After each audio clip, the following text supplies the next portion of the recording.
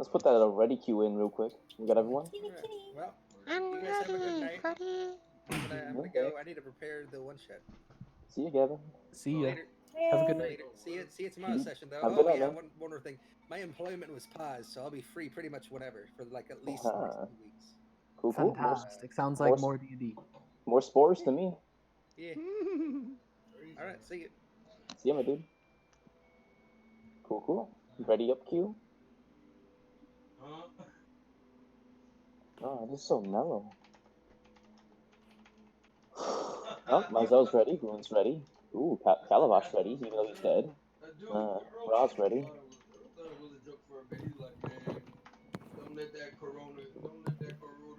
I have pizza, which means it is wine time.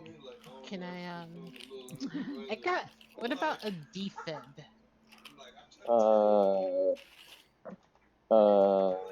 What do you mean? Defib. I want a defib. She's gonna shocking grasp me. Yeah, I mean, like, and you then could try probably and just give me do chest compressions. You could probably just do that, but the rain might kill him and you. So. I mean, he's already dead. So. No, I just mean kill Katie.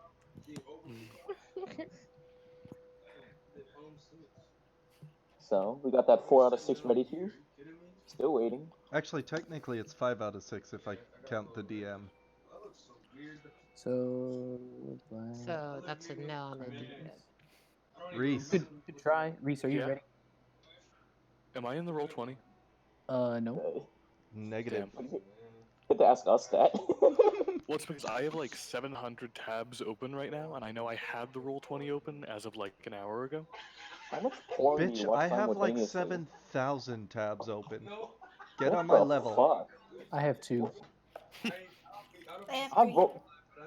Why do you have more than... What? What do you do with those tabs? Honestly, I have no fucking clue what most of them are anymore. I run a development server, a production server, a test server. Like, I only get this hard when I'm programming, and I'm also doing my school work at the same time. Oh, so you're a hyper nerd. Mm-hmm. I only have 76. Those are rookie numbers, Jonathan. Gotta pump those numbers up.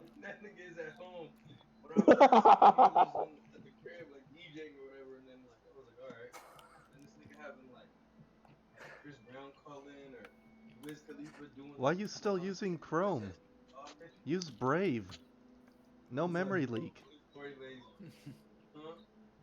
Actually use Microsoft Edge. Oh, fuck go that. fuck yourself. Opera, really? Wow. Talk about deprecated. Imagine having security on your browser. So, we're all ready? Are we? I'm waiting for the ready check to go to 6-6. Ready up. I think Jonathan's the only one that isn't ready. Yeah. Is Jonathan ready? No, Jonathan ready. What the fuck are we waiting for? Reese didn't. I already readied up like 4 hours ago. I shouldn't have to do it again. You have to do it again. Myzel, Rune, me, Ra. Yeah, no, we're. I'm just ready, waiting for that one simple letter. He's waiting for an R. That's all I'm waiting for. God. Imagine, like, only preventing us as a letter. Oh, shit. -1. Oh, we're good. Outplayed. Wait, we're stuck 5 out of 6. Yeah, I'm ready. Oh. God damn it, baby. Is that your background? Yes. Katie, stop being a social person. God damn. So we good to go? Myzel is ready. The stream's already started, too. Alright, let's go. So, last time we left off, we had quite an interesting encounter. You guys were stuck in the house, stuck in a certain hallway. All doorways were blocked and there was no feasible exit outward. You guys stayed in this hallway and Mother left to do something.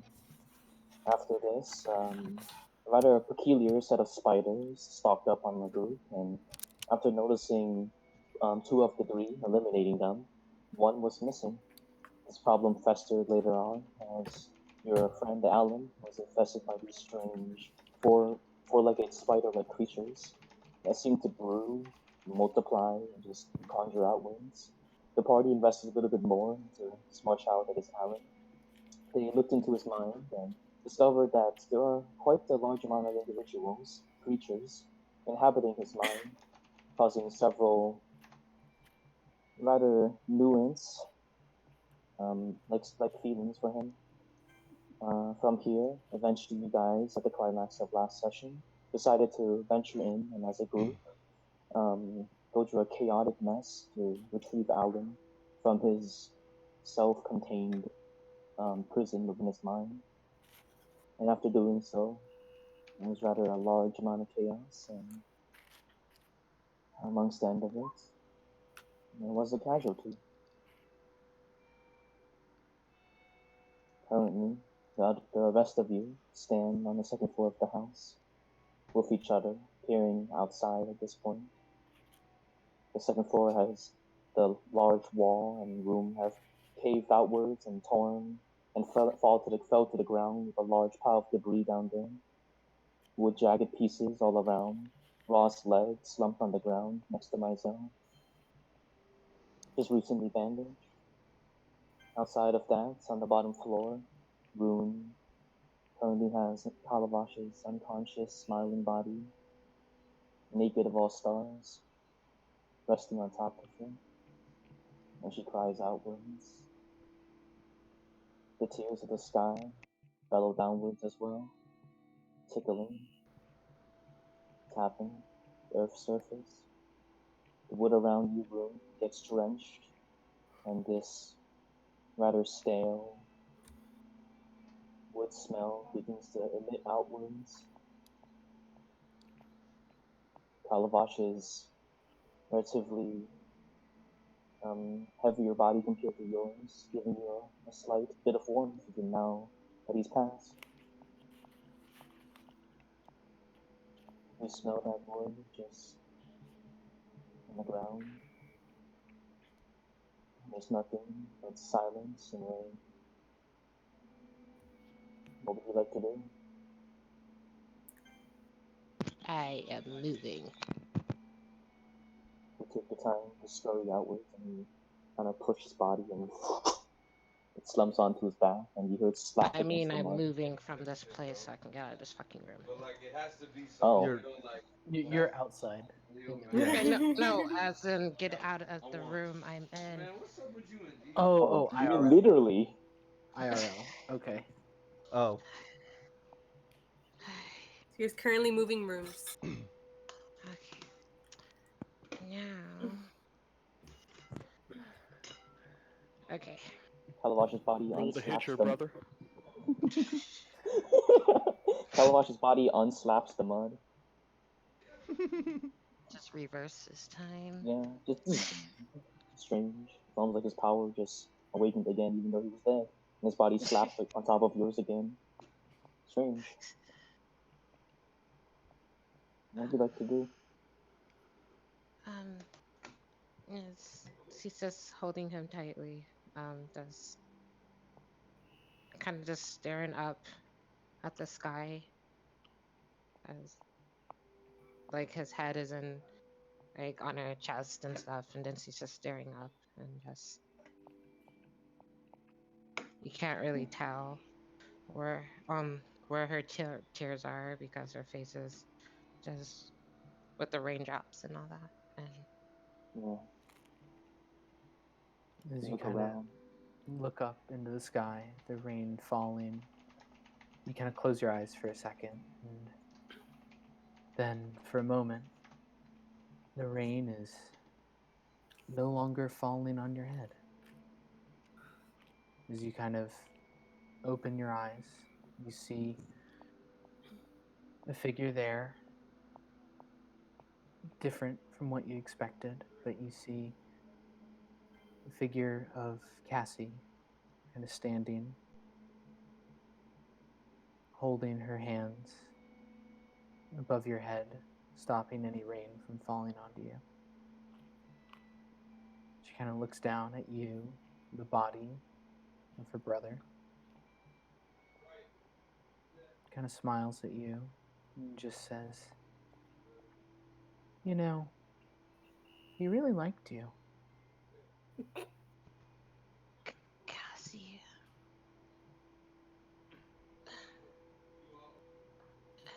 How are you? How are you here? Her hand kind of reaches back into a small pack that she wears on the back of her belt, pulls something out, kind of has it wrapped in her fingers, and she kind of kneels down next to you, kind of extends her hand, and just says, with the last of what he could do, he tasked me to return this to its selected. She kind of opens up her hand, and you see this kind of small ring made out of silver. It kind of chaotically twists and weaves into itself, and it kind of forms a small, translucent silver bauble around a very familiar, vibrant, excited green star. She kind of pushes it towards you. She reaches out for it. She kind of drops it in your hand, smiles. He wanted you to have that.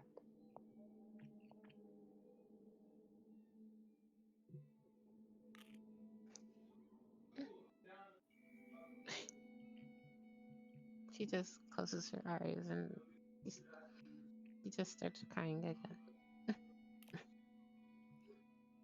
She kind of stands up.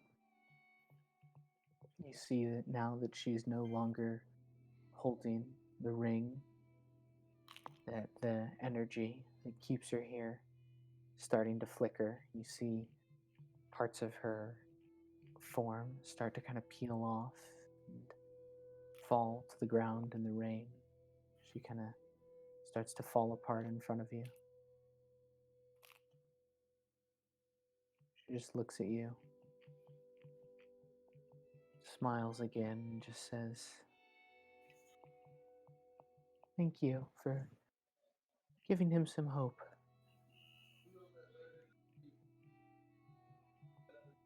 It wasn't enough. She just smiles at this point. You see kind of her whole arm that was previously holding the ring is now missing, dissolved. She just kind of puts the other arm on your shoulder, bends down, kind of stare into her eyes. She just says, "It was more than enough." And she kind of says that the last little bit of energy that's holding her to this plane just kind of flickers out. She kind of is taken away on the wind in 1,000 tiny pieces. You're left sitting in the rain, still cradling the head of Calabash with a small, warm ring in your hand.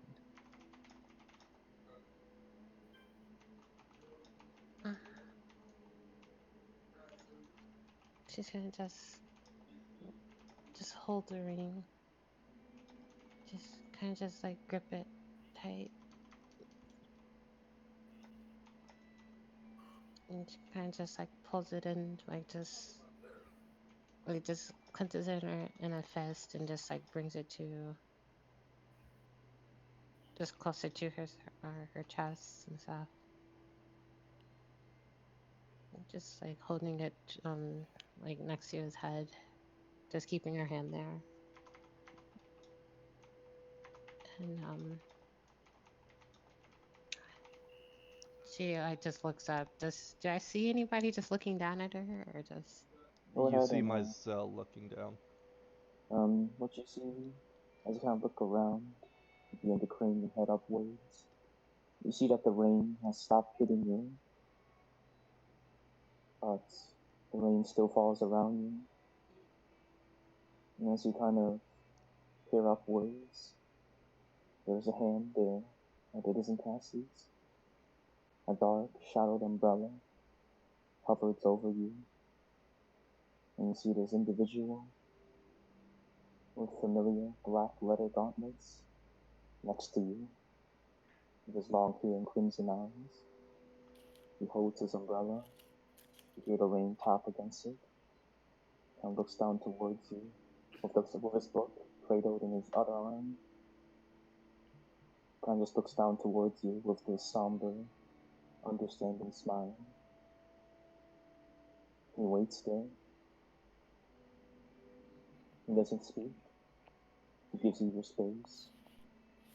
He just looks at you, waiting for a response, sheltering your head and Calabash's head with that umbrella.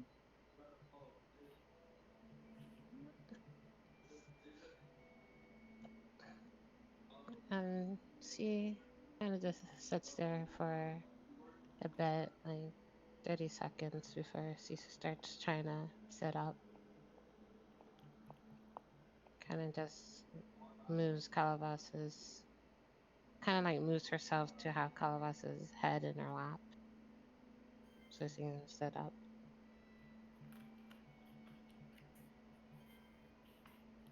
He looks towards you. Would you like me to bury the body? She looks down at Calabash, kind of just like has her thumb, kind of just rubs his cheek.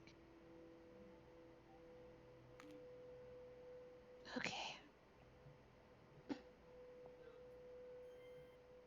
He kind of hears this, gives you a gentle smile, takes a couple steps next to you. He releases his hold on the umbrella.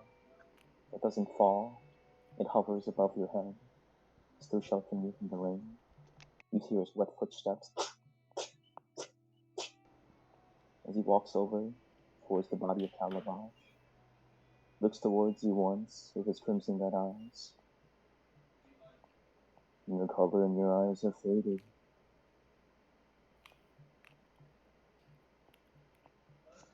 Do you still see the trail?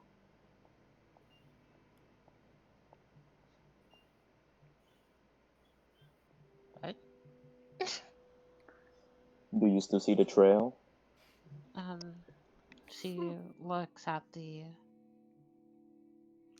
like, where it led out that, like, where it led before, and Go ahead and does she roll see? Okay. Go ahead and roll a perception check.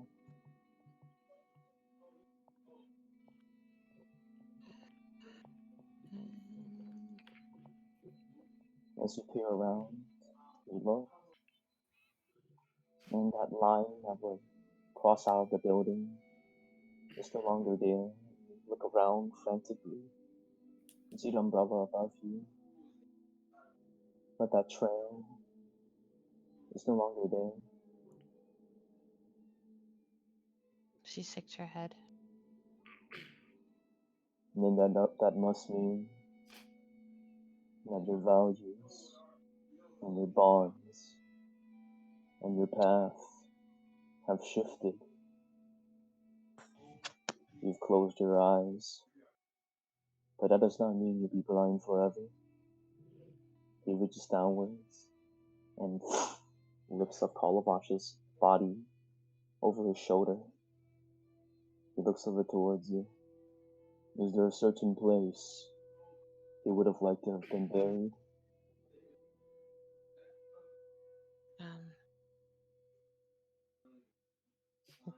Can I make a? Would I History know? check. Yeah. History check.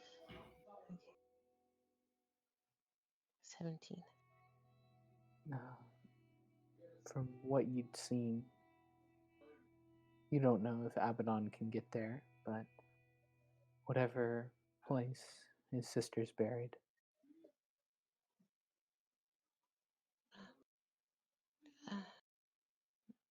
I don't know if he can go there. I don't know how far it is. If you would give me a name. If not, he looks up towards the sky, raining. Would you like to see a new constellation? A new constellation? Correct.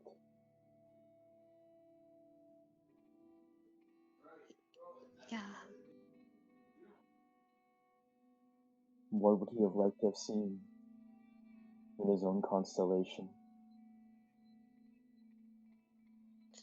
She looks at Calabash, then looks at the star that he made. Was it a 5-point star or a 6-point or In the ring or for you? like I know when you said he was making that star, or It's just like a swirling ball of energy. It's like a marble.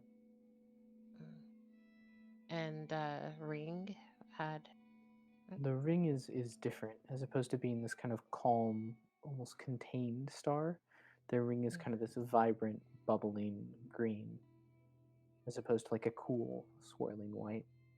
Yeah, but how many? Like you said, it's a star. It's like a pointed star. Like how many points on it? Like 5 It's point, 4 like points, it's like looking 6 through a points. star through a telescope. It's like Mhm. super duper compressed and small, so you can't like see points on it. Oh.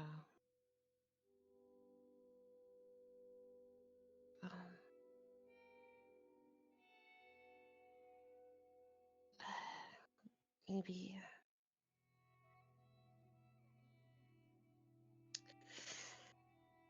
a star.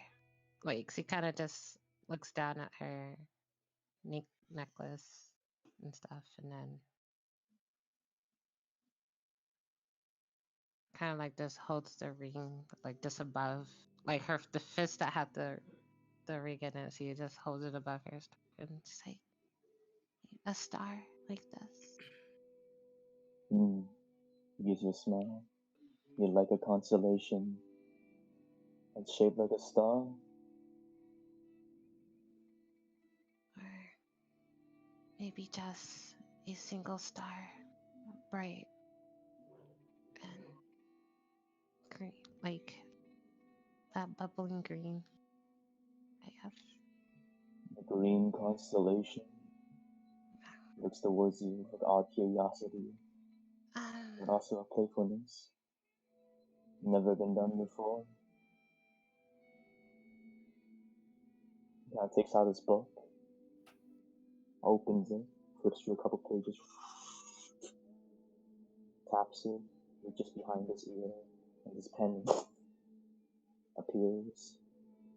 He takes the pen downwards and stabs himself in the left side of his chest, pulling out his own blood as ink. Without no hesitation, he reaches downwards and begins writing elegantly onto a page of his book. Would you like to name this star?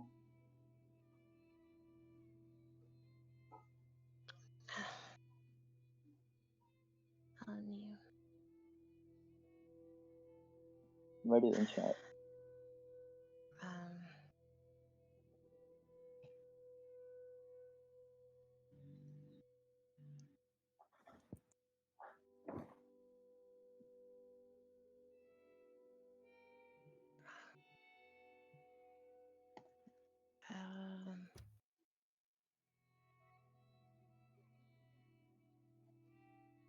If you need time to think about it, you can name it whenever you would like.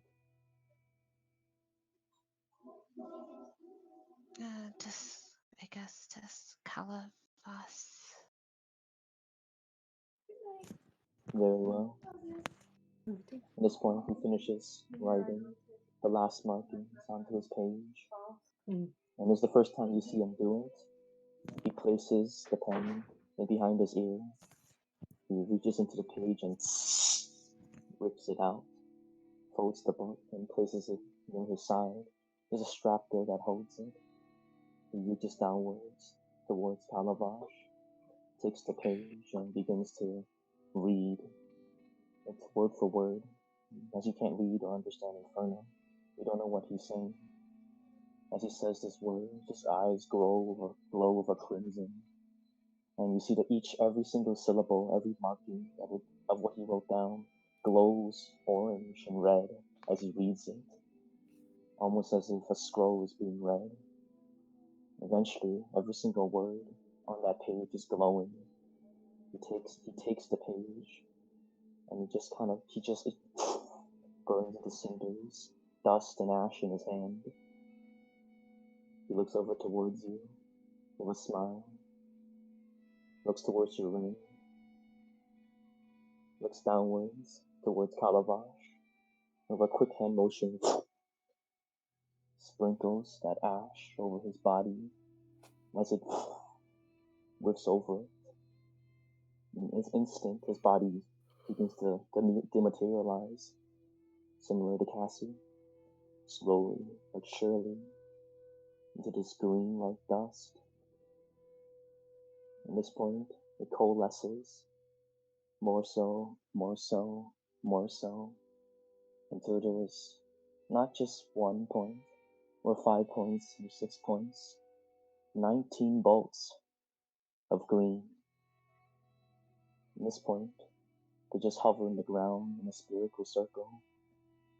At this point, Abaddon looks upward towards the sky, holds his hand upwards, finishing the rest of the incantation, and thus so, the 19 bolts fly towards the sky. Calabash's body no longer there. The arc all the way upwards.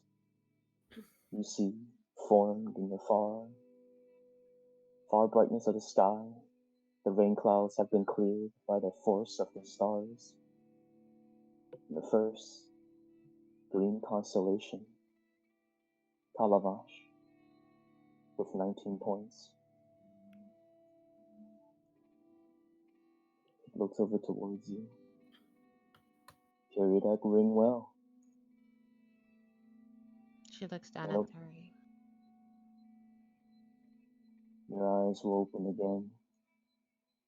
He looks over towards you with a smile, and looks up towards your family. Never leave your story, though sad as it is now, will get better. He kind of stands up at this point. He turns around and just says absentmindedly, I won't enter the house. Someone doesn't want me to. And takes a couple steps away from you. The rain beginning to clear, but it's still a darkened sky. Get yourself out of the rain. You'll catch a cold. Thank you. Gratitude isn't needed. All I want's a story. He steps in the distance, disappearing into the shadows, and it's at this point that Ra, you wake up and snap awake. Ra, you Yeah, what happened? You have at this point woken up, and you are tearing up, and your eyes are extremely poofy, and you feel really light for some reason. What happened? You look down, You you're like, just oh kinda- god, that's my leg. He just kind of looks at myself. What the fuck? What? Get off of me! Personal space! Get off! Myzel looks down at him. But Ra's the one laying on Myzel's lap. And she's just smiling sweetly at him. This isn't the time for touches. Where's my fucking leg? Where's my fucking leg? You see that leg on the ground. You're like, I need that. Oh, she better be able to put this thing back. Where's fucking fuck? What was his name? Kalavash. Oh.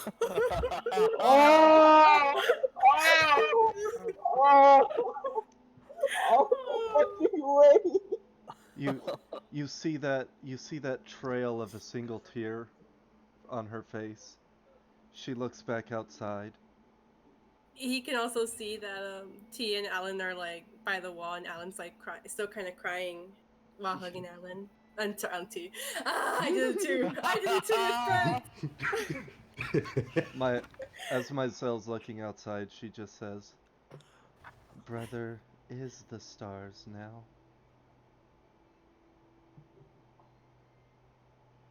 I just kind of looks back down, looks at his leg. Guess that's what I get. Should have known. Okay.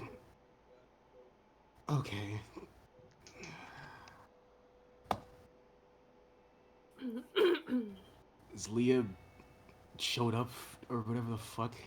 Jesus. Mother has not returned yet. Myzel is concerned. What if Mother is hurt too? Alan, roll me an Arcana check. Arcana, got it.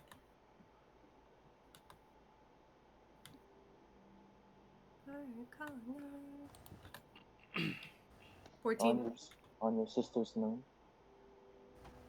you no longer detect any traces of a bend in space aligning our doorways.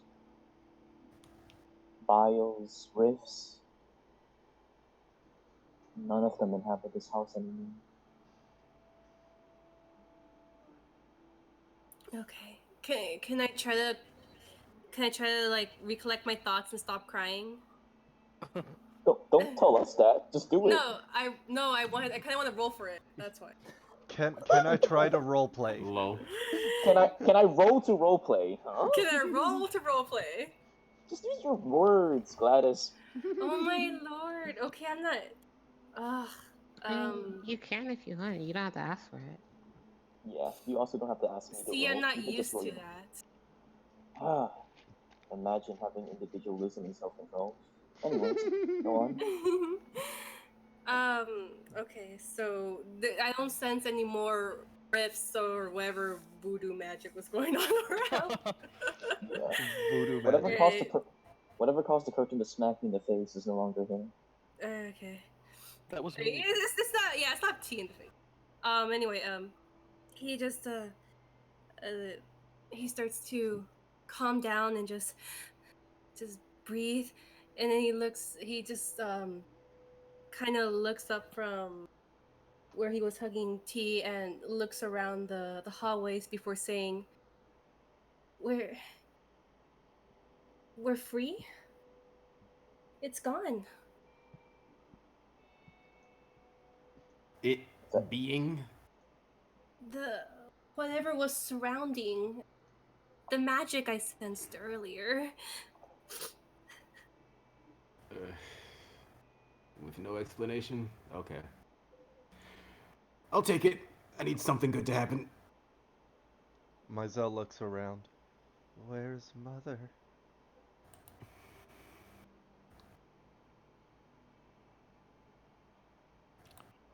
I'll write her a letter. And I do so. This one's a lot less frantic than before. Taking my time to talk about what happened. Laying it out. Probably 2 or 3 pages. For a few minutes I finish. Fold it. Smack it with my signet ring and send it off. As you stamp onto the ring, it glows in this light show that sends a letter off. And in the light, fizzles. The letter is still in your hand. Oh. Not sent. That's only happened once before. The letter didn't send? It didn't send. Which means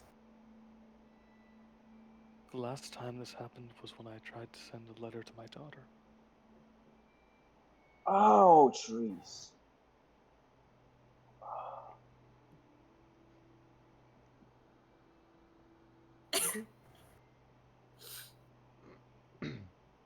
so that means she's. He just kind of puts his hand up to his neck and. Alan, as soon as he sees Rune coming up the stairs, uh, he just runs up to her and gives her a hug. You go ahead and rush towards her and you tap onto her, giving her that embrace. You feel the wetness of her entire body, just due to the rain. Hot. He doesn't care. She just run. She takes her free hand and just runs it over his head, kind of just running her hand through his hair, just rubbing his head. Do any spiders fall out? I hope not. I hope not. You see a spider crawl out of his ear, holding a sign that says, "Oh, not the mood." Walks back in. We need some comedic things. He just holds her tight and he says, "Thank you, but I'm sorry." And he's close to crying again. She just holds him close and just brings him closer with her hand. It's not your fault.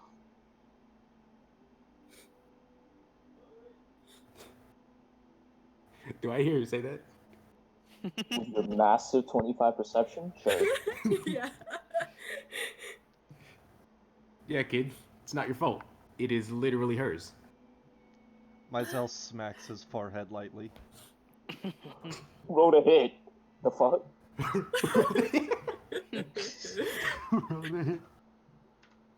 Oh god, you have advantage on this. He's missing a leg. Never mind, doesn't matter. He dodges you with one leg. Like, he just He's surprisingly nimble, even having lost a limb. He's like the Black What? Knight. Am I not allowed to tell the truth now?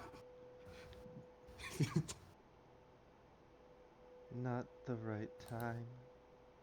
Brother is Wait. gone. Mother is gone. And whose fault is that? He just looks over to Rune. I think this is a pretty good time to address that. Considering we need to do next steps now. We don't know that she's gone, for sure. I mean, She is that look- not what the letter does? Not what the letter means?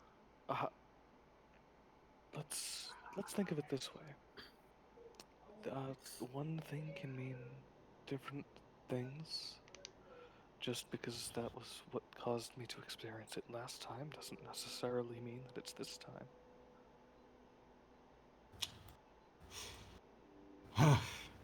I guess. But I think we should plan for worst case scenario at this point. Because right now, the case is pretty worse. That's respectable. Alan starts At this to. point, Sorry, go ahead. at this point, Ra just like starts trying to sit up. He just goes, okay, here we go. And he kind of rocks in your lap, I guess, and just kind of propels himself upwards. And just sits up on his butt. He just starts kind of scooting over to get his leg. Wait, where is his leg right now? Right your next leg to is, Mizell. Where's the right leg there. marker? His leg right here.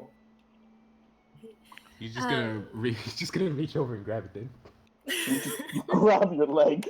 Perfect. Grapple check your leg. The leg does not resist. You grapple your leg. Yeah. Okay, Alan collects himself again, and he looks up to see Rune's face. You can see she's has, besides like her damped face, like you can see tears are just going down her face again. As your He tears. he frowns and says, "Rune, don't listen. Stop, please don't cry." No, he's right. But you All this didn't is know. because of me. How could you have known there was something in that room? I turn over to Rune. It's not Okay. your fault. This house was in no condition to hold this many people. If there's a hidden sword of doom or whatever, that we should have known about it. This should never have been a surprise to us. It is not your fault. This is Blood March. Mizell smiles when Rune says that. At this point, Rock kind of perks up. Wait a minute. Why didn't you know this, T? Haven't you been here for like 3 years? You roll history check. History.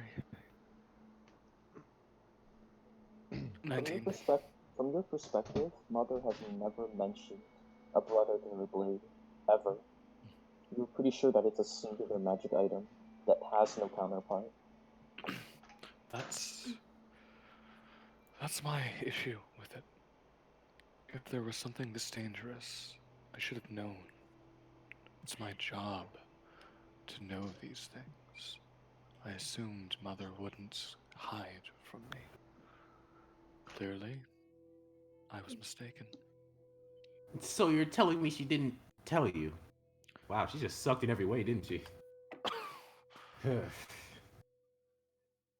I'm just going to glare at Ra, but like not try to argue with him. Nice. Roll glare check. Roll performance. Let's see how good this glare is.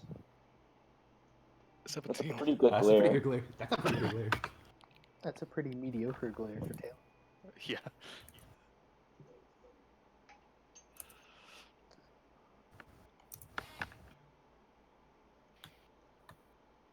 That was a nat 10? No, that was a nat 7. That was 7. That was 7.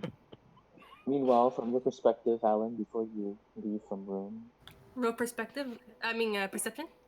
no. No, you Rune just said from your perspective. Rune, before you leave there, Alan, you see the tears streaming down Rune's face as they hit the floor. There's this sizzle. Oh. They arc upwards with these strange cinders, which tears aren't supposed to do. Obviously. Rune.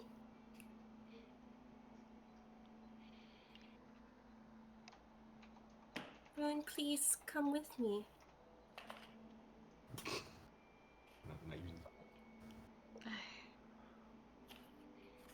And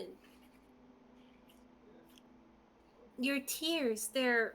He kind of like looks to the floor to where it has sizzled. Every time.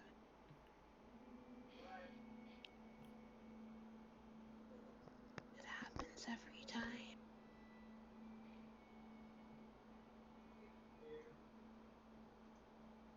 And it's always my fault. Rune, don't say that.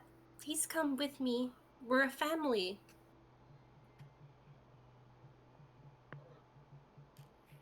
You guys don't need me. Alan holds on tighter to her hand. I'll just get you all killed.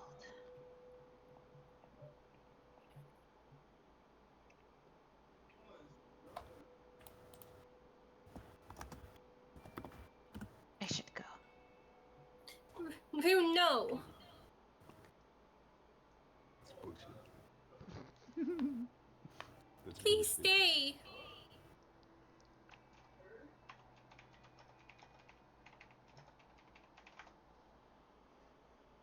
Tears roll down.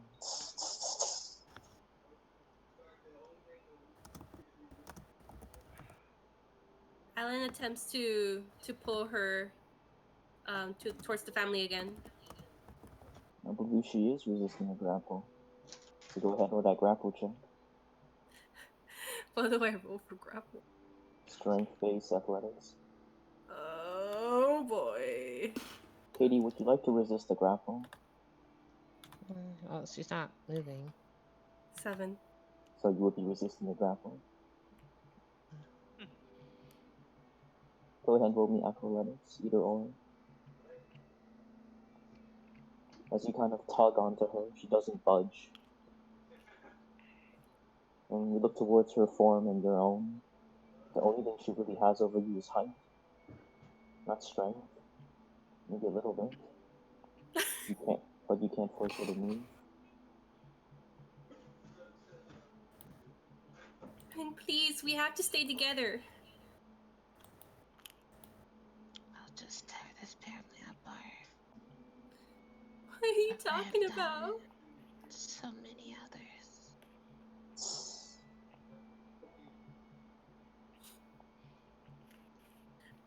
If it weren't for you, I'd still be trapped. If it wasn't for me, Calabash would still be here. Will you stop saying that?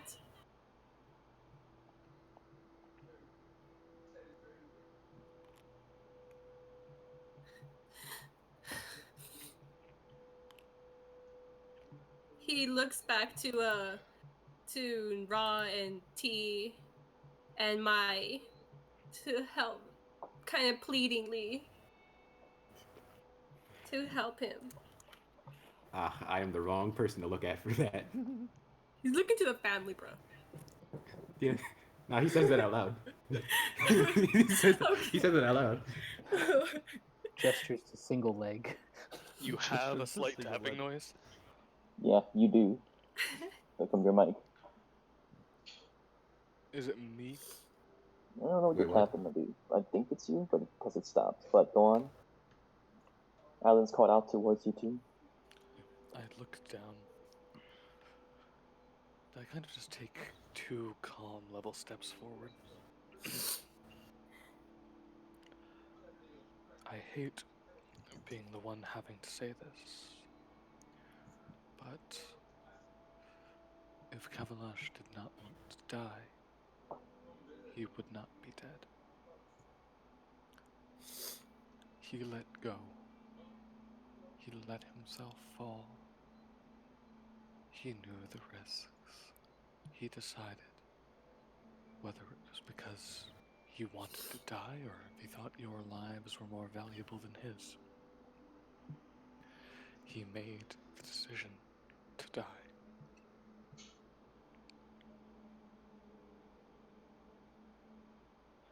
This is not your fault. This is not any of our faults. You are not allowed to beat yourself up over it.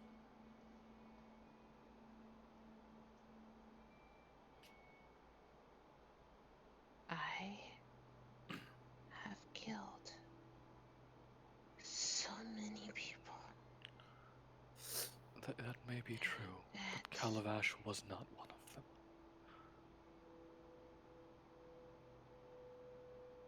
Rune, there's no way you could have killed people. What do you mean? Oh no. Oh, Oh goodness. boy. Oh boy.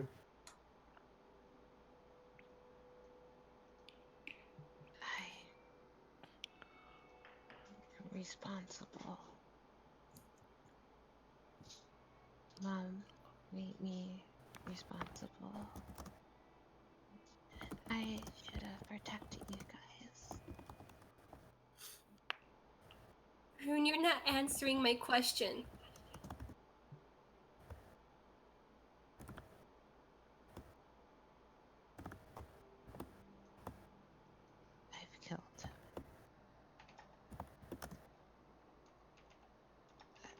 because of me, my actions led people to their deaths.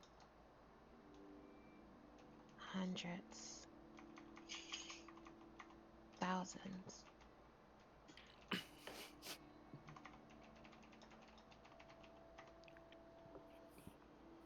And the pile just keeps getting bigger. What did you do? You're not answering that.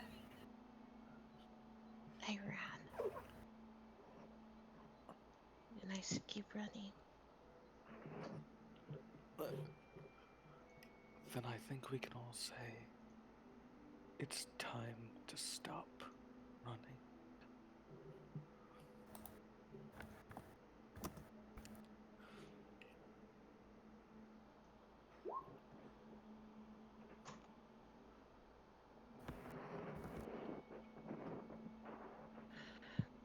And what do you want me to do?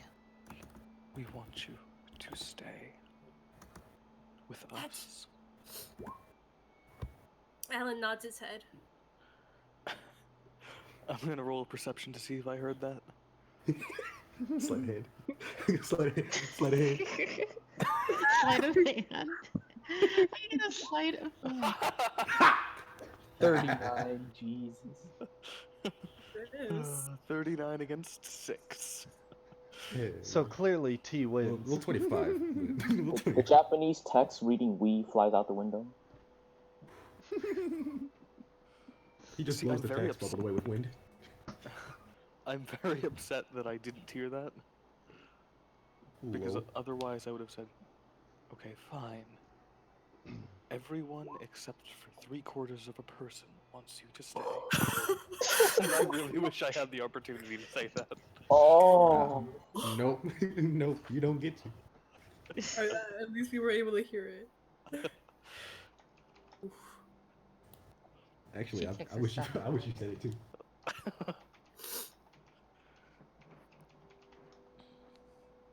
you guys. Rune ascends up to the final step of the stairs and stands on the same level as you guys.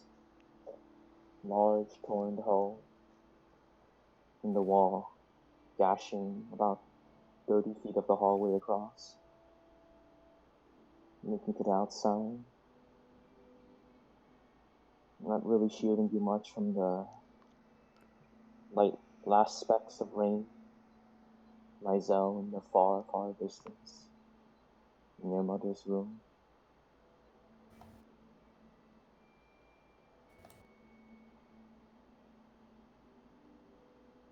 She just goes, and then she just walks over to Tia. Then she just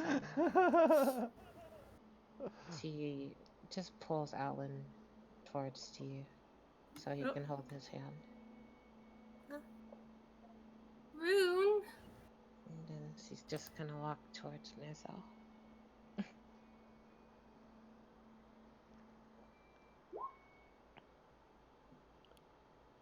She doesn't really look at Raw. She just keeps walking towards Mizell.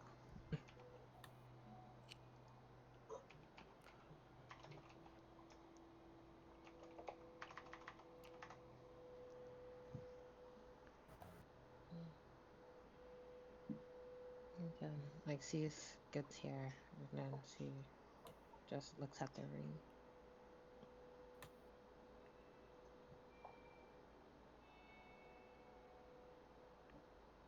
The ring is this kind of bubbling green sphere.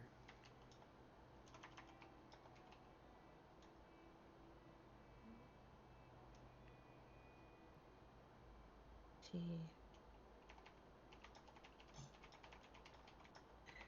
like, have I seen Calavas wear this ring? Not the ring, but the star inside you recognize from one of the ones on his armor. She goes and she slips it on. Kind of magically adjusts to fit around your finger. You feel this kind of swirling ball of energy that you can tap into if you wish. Very similar to the memory that he instilled with you earlier.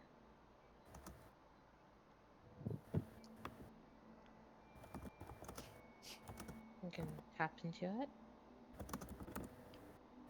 As you kind of close your eyes for a second, you kind of place your hand around the ring. You focus.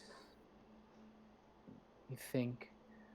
You feel the energy start to kind of radiate out from the small, bubbling pool of energy that is the star inside the ring. As your eyes kind of go blank, you kind of take a deep breath. You open your eyes. And you're back in the basement or the ground floor of the house. From this morning, you see the same scene as was laid out previously. You see Leah appear, threaten Ra.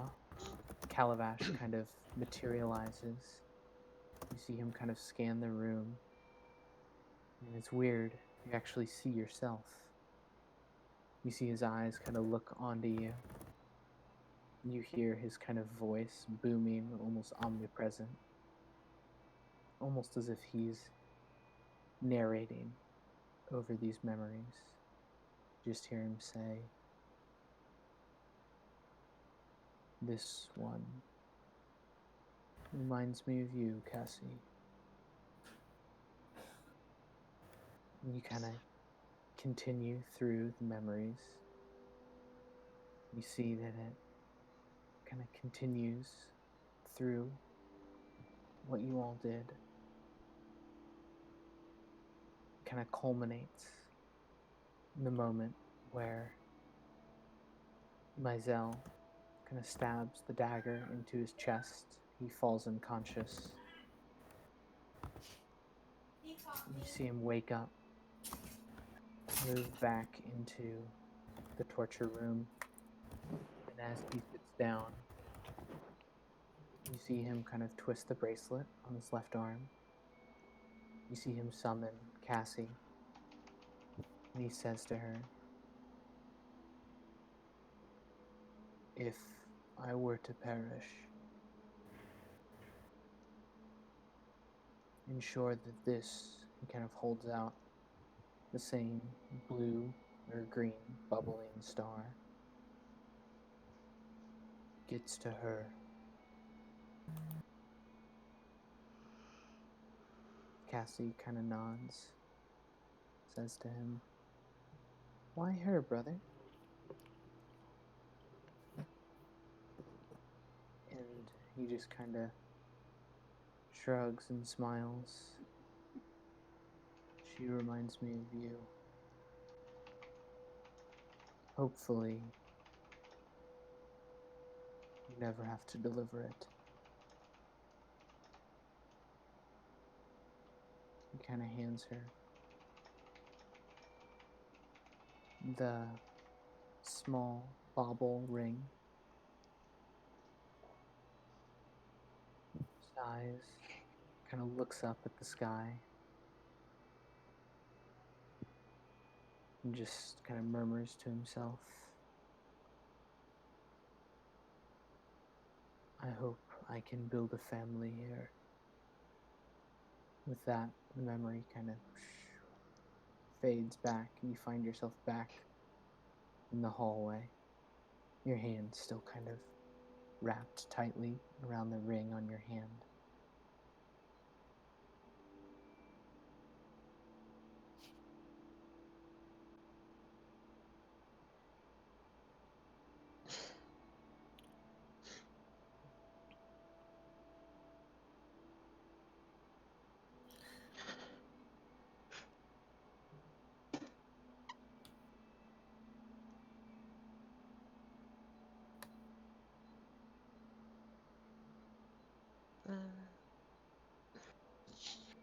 She's gonna look to myself.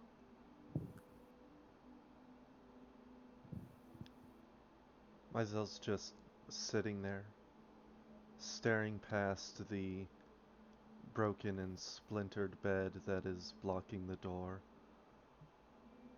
stares straight at the mirror inside. And she just sits there, staring. You hear a small murmur, almost inaudible, but you can hear it. And she just says, "Mother is gone. Evil is here." But she's not chanting. She just says that one time, and then continues staring in silence.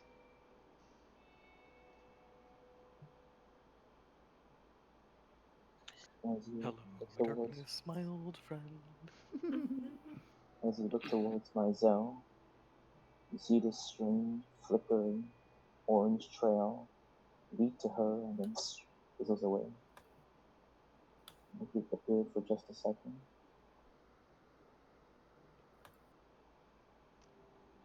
It leads to my cell and then flickers away.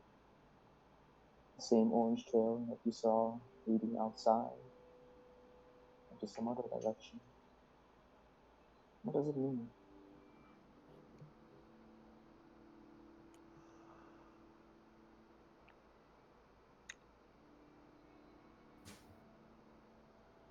She looks back at the group. You turn towards the rest of them and you see the same lines connected to T and Alan appear and flicker for a second. A really gray one connected to Ra. That's faint, but also disappears. And drew the hole in the wall. One that's dark, leading outside and all the way up towards the sky.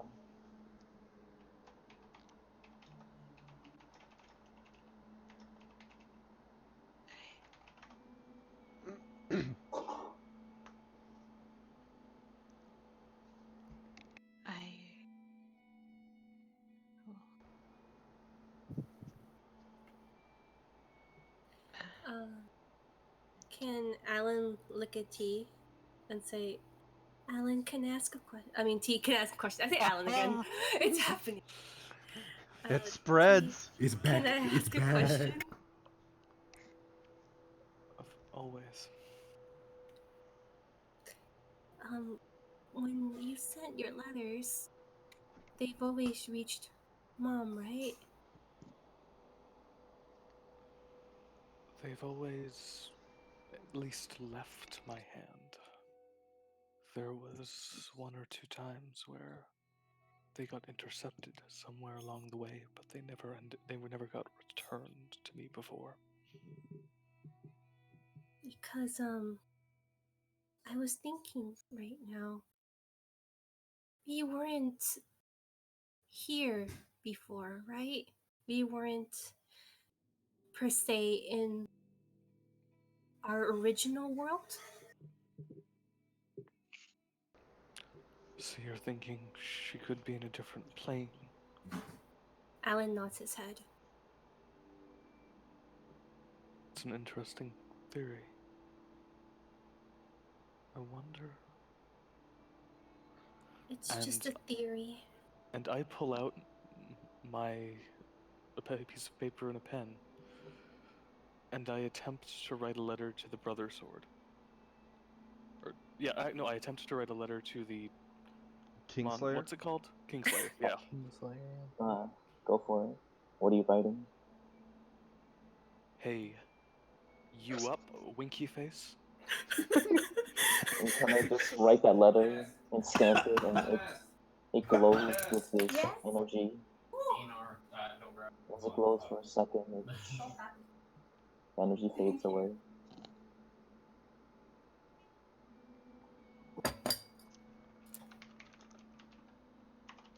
I don't get it back. No, it's still in your hands. The energy picks up on the letter as it is about to be sent. When the transmission ends,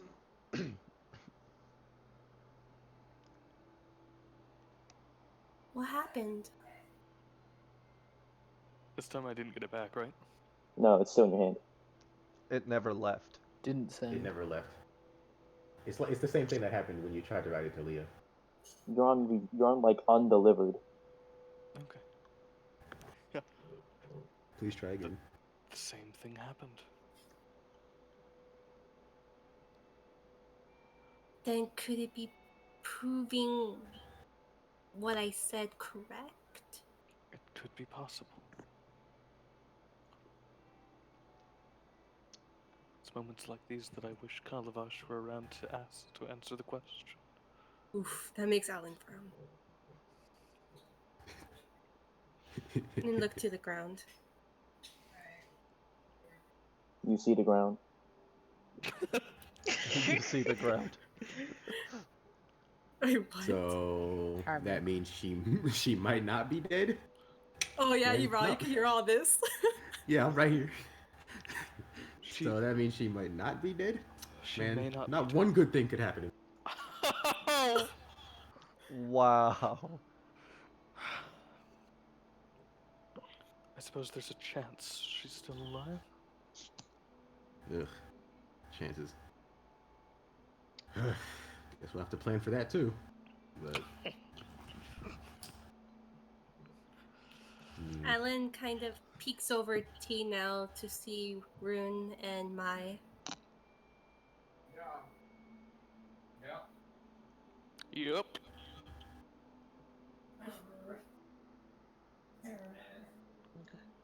Maisel's Yep. just still sitting there staring. So, I'm going to start heading over to Rune. Rune? He kind of approaches her very slow in case she isn't feeling like talking. yes, Alan. Rune, there might be a chance Mom may still be alive. She looks at you. Maisel should be- looks at Alan when he says that. It should be too. I sent a letter to the sword as well. It also returned. Alan reckons that it may be because they're on a different plane, and that makes a certain kind of sense. I think all we can do right now is wait. Have any of us slept yet? Nope. No. Alan Yep. slept like 10 minutes. And yeah, I personally can't think of any better way to wait than to try our best to finally get some rest. Just we'll sleep downstairs. You guys go ahead. I'm just gonna, I guess, explore for a little bit. I won't leave the house though. Alan, you need to get your rest. I don't want to. I understand.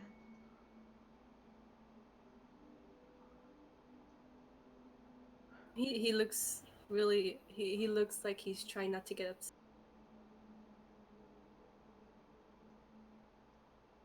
As you attempt to hold that composure, your eyes are drifting down. You do need your rest at some point, but you're forcing them open. Your eyelids are ever so more heavy. Maisela approaches Alan and puts her arms around his shoulder. Fishman might not be dead, but Fishman is weak now. Maisel is stronger. Little brother is stronger. If little brother wants, Maisel can join him in his dreams. Watch over him. Protect him. But then you won't sleep. We'll be in your dreams.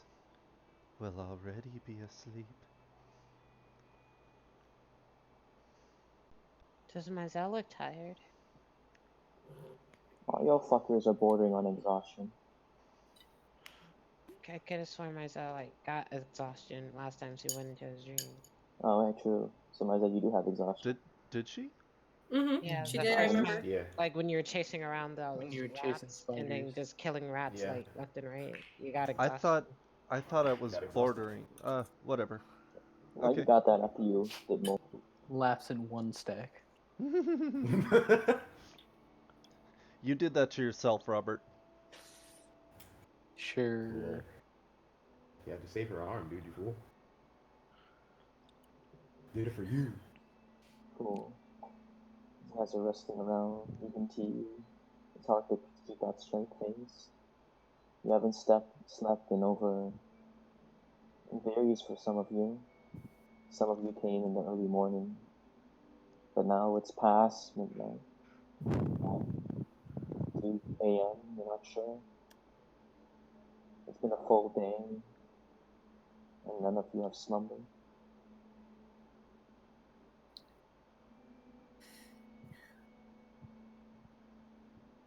Mai, I'll be okay. You can go ahead and sleep. Myself frowns. She draws him into a tighter hug. Little brother is strong. He'll be safe. But if he needs Myzel, he only needs to ask. I will, Mai. Thank you. She gently places her forehead against his and smiles at him before releasing him and continuing down the hallway. You do so. I hope I could build a fan. Alan looks back at Rune. If she said that kind of out loud, right? He's quiet. Go ahead and roll sleight of hand versus perception. Oh, perception. She just said it. She wasn't trying to hide it, but she just said it to herself. Okay, but my passive perception is 13, so should I still roll? Yeah, I'll say you can hear it. Alright. 15? 15 for 15 feet. Alright. You can hear it. He looked over. He looked at Rune and he kind of smiles a little bit.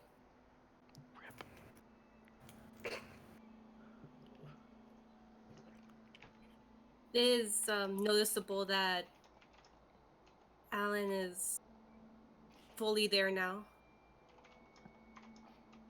unlike before. She goes and she stands here and then she hugs Alan. He hugs her back. As you do so, Katie, go ahead and roll me a perception check. A what?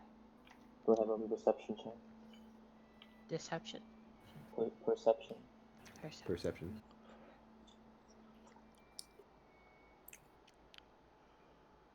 16.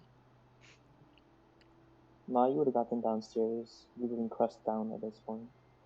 Meanwhile, Rune, right before you pull Alan into a warm and motherly hug, you hear, "Donk!"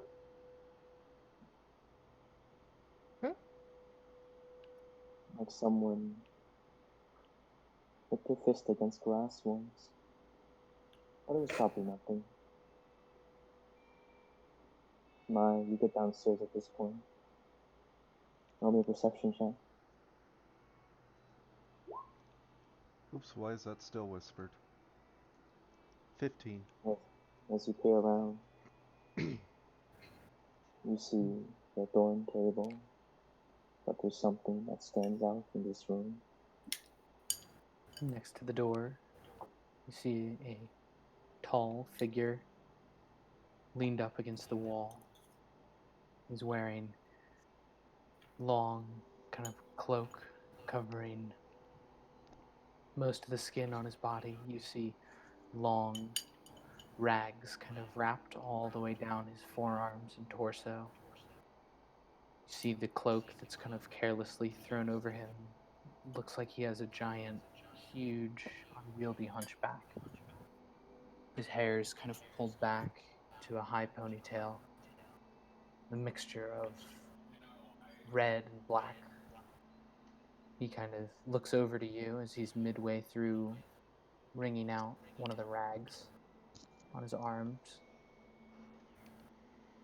And he just, without saying a word, just holds both his hands in the air quietly, showing he's unarmed.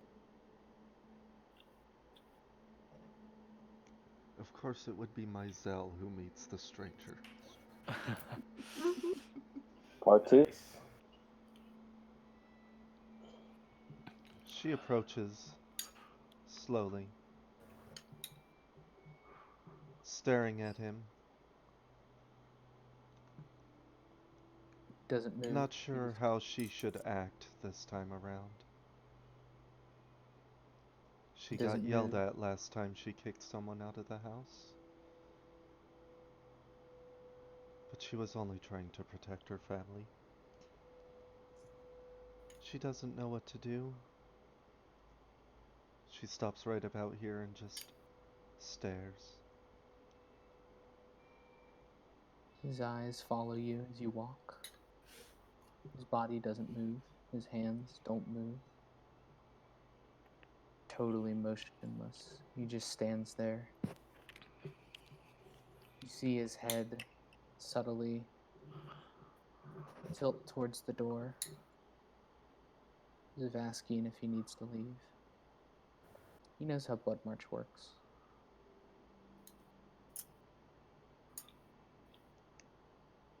Mizell cocks her head and thinks for a moment. Then she straightens her head and looks at him in the eyes. Why has stranger come? What is stranger's purpose? His hands still raised above his head.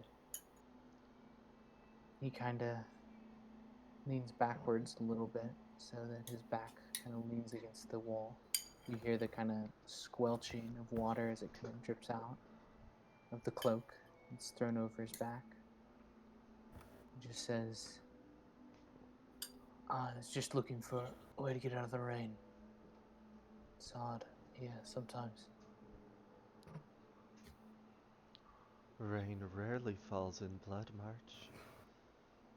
Today was a special day, an aberrant day. Look, I just thought this place was abandoned. I wanted to get out of the rain. I can leave.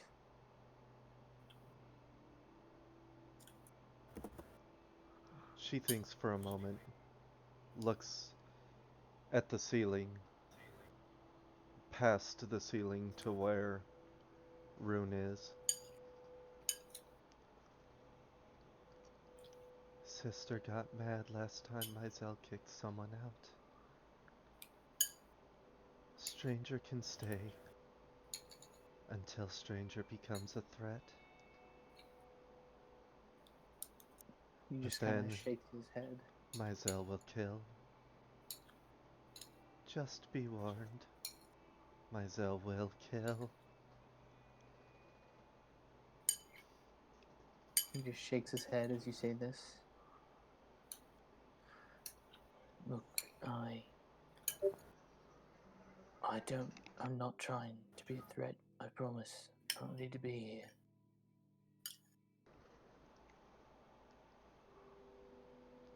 Mizell will not harm until you become a threat. So don't become one. And you can stay.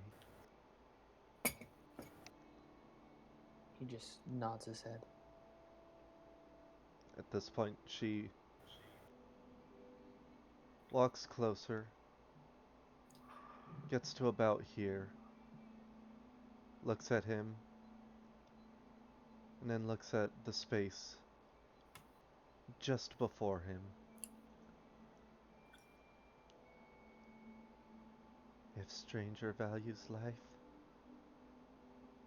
stranger will not approach.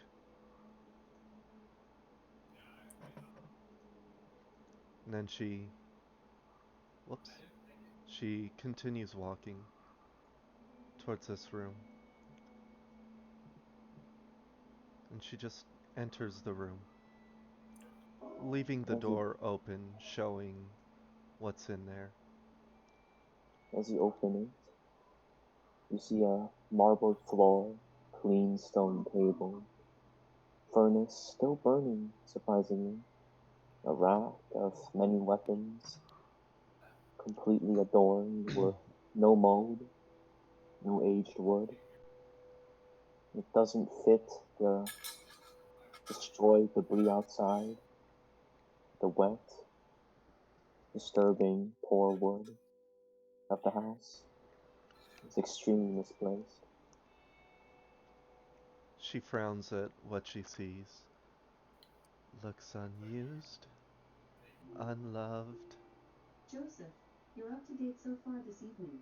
Start it again from the beginning. Remember, currently, in Orlando it's 80 degrees Fahrenheit with no Jesus fuck. I just straight up unplugged it. In Orlando, it is currently 80 degrees Fahrenheit. God fucking damn it. You look around, a thermometer falls from the stone table onto the floor, reading 80 degrees Fahrenheit. She ignores the thermometer. She hops onto the table and just curls up on it and lays down, facing the door she left open, keeping an eye on whatever movements she can see from the stranger.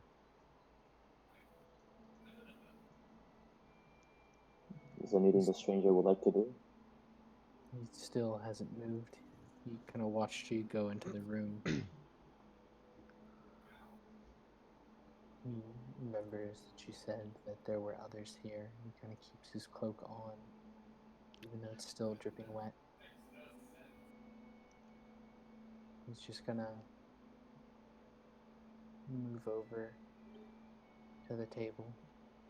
You hear a chair. He sits down.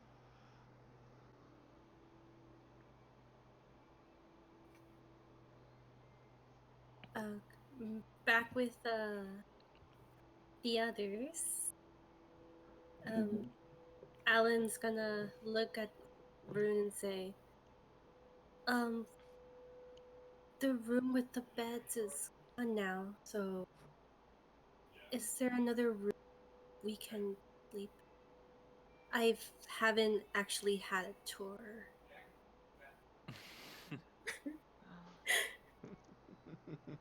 There's a room that we could use. It's downstairs. What about you guys? And I mean, Raw looks like he kind of needs a comfy bed right now. Nah, I'm good. We'll just chill up here. Maybe he can use his leg as a pillow. I might actually do that. You shouldn't joke about that. I'm sorry. Ra, would you prefer I take pity on you or joke about it? I'd rather joke about it. The man has spoken.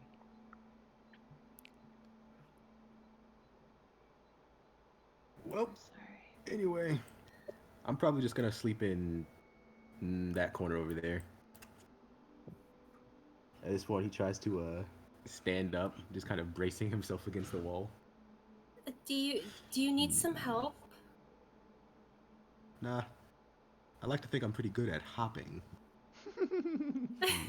You just hear him say under his breath, I've never hopped before. Okay. Alan's gonna. Alan's still kind of worried, so he's gonna be ready to catch him in case he falls. And I mean I never hopped telepathically, before. because he can't carry shit. What are you doing? Waiting for him to fall to cast telekinesis. Yeah, because he wants to do it himself. Roll athletics disadvantage. Hold up. He's Sorry, gonna go ahead. no way. He's gonna look over at the corner. He's gonna bend his knee, and then he's gonna teleport into the corner. They can just fly over. Still rolling at athletics. Bonk. Acrobatics. It's okay, Alan's watching. Disadvantage. Disadvantage indeed. Cool. As you kind of fly over, you land with good precision. You stand up relatively up straight, but you're wobbling a little bit because, one leg. The whiplash of not having another leg to brace down is a discomforting unbalance that you will have to get used to over time. This is to be some kind of a thorning force keeping you upright, where you might otherwise slip. Feels gross, but that works. Look down towards your hands. There's a mellow aura of some kind of magic being cast on you. It fizzles. Was that still whispering? Okay. Yeah, I haven't seen anything past perception. Yeah. Yeah, he just sits down in the corner.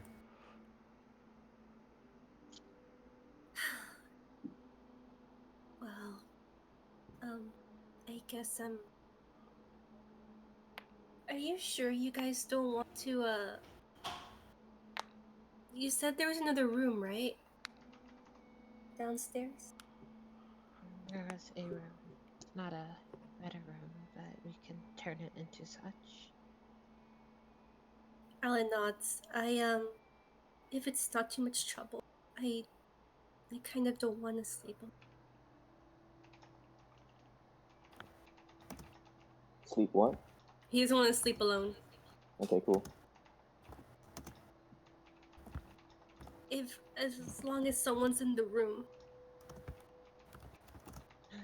I can stay in the room.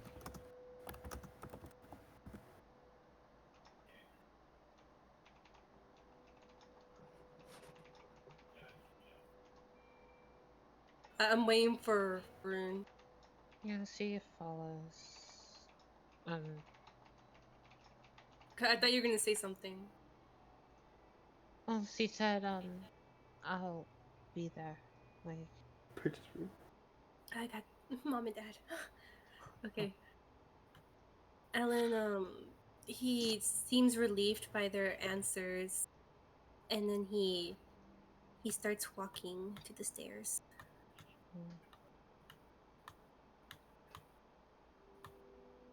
As you guys head, you see Ra napping in the corner. He looks at his leg. And he places it behind his head. Alan kind of tries not to.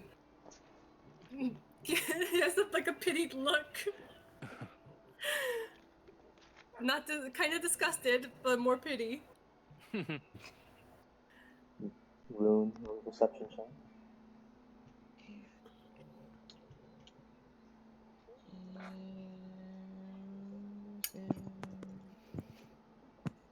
Right as you walk along the trail, you see a faint glow off the side of your eye that catches your attention. You look, and there's another trail, a flickering, near black trail leading into Mother's room. That fizzles as you look and notice it. Just gonna just pause. And then she's gonna start walking back You see, towards the room. you two at the stairway see Rune swivel and begin marching back. Rune? Where are you going? I saw something. It's late. Rune. I'll be back. No, Rune. I'm gonna like chase after her and attempt to just grab her. I'm Go ahead gonna and roll a follow grapple behind. check. You both have exhaustion at this point. So go ahead and resist the grapple. Or if you would like to. Not really. You run past I'm and you just going to snag her look right at in the him. arm. It's late. Whatever it is, we can take care of it tomorrow. She Please, looks back at me. Rune. Last time, something bad came out of there. Something horrible.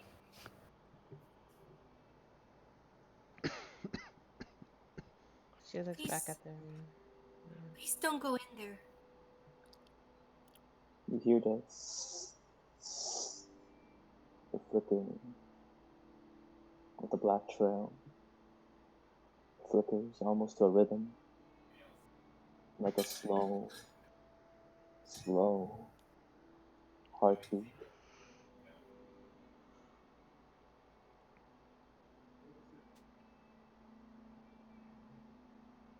Okay.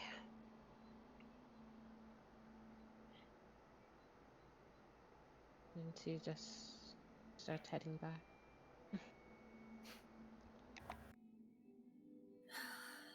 Alan feels relieved and he starts heading downstairs. You swivel As once she gets to more. the stairs, she's going to look at Ra. And she's like, I'm sorry. She just looks at you. Yeah. And she's just gonna continue down. Thanks again for all of your help back there. Don't mention it. Starts heading down the stairs. As you all descend the stairs, you see the same tall figure with a seemingly large hunchback kind of sitting at the table. You see this kind of pile of rags lying on the table in front of him. As he is starting to kind of slowly wrap them back up his arm. You guys kind of see as he looks over to you, the light kind of glimmers off a small, looks like silver chain that's affixed tightly around his neck. Who are you? I'm just a traveler. He kind of points into the torture room. The other one told me I could stay. You have to be more than just a traveler to earn Myzel's approval. Good job. He just kind of bows his head, taking what you said.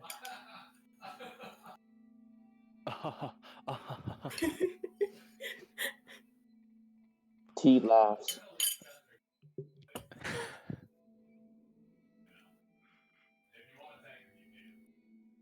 For the most part, as you guys exit down, the scene in should front of leave. you.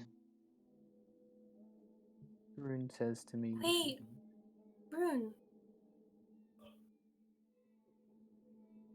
he You kind can of have looks, the space, and it's dangerous in here. kind of looks up, tries to gauge the situation here. Just kind of nods his head. I sense there's much more here than I am aware on, and that I'm intruding. He kind of stands up calmly from the table. You hear the chair scrape across the floor. What? Hold on. Why were you here in the first place? Kind of looks over and just says, I was looking for a way to get out of the rain. Well, I personally don't have a problem with you staying, but you need to be aware that what you could be facing in this house could be a hell of a lot more uncomfortable than rain. If that's a risk you're willing to take, then I'm willing to have you. And sorry, I was gonna add, and it's not talking about us. He kind of shrugs. It's up to you. I don't want to get in anyone's bad graces. I know how Blood March works.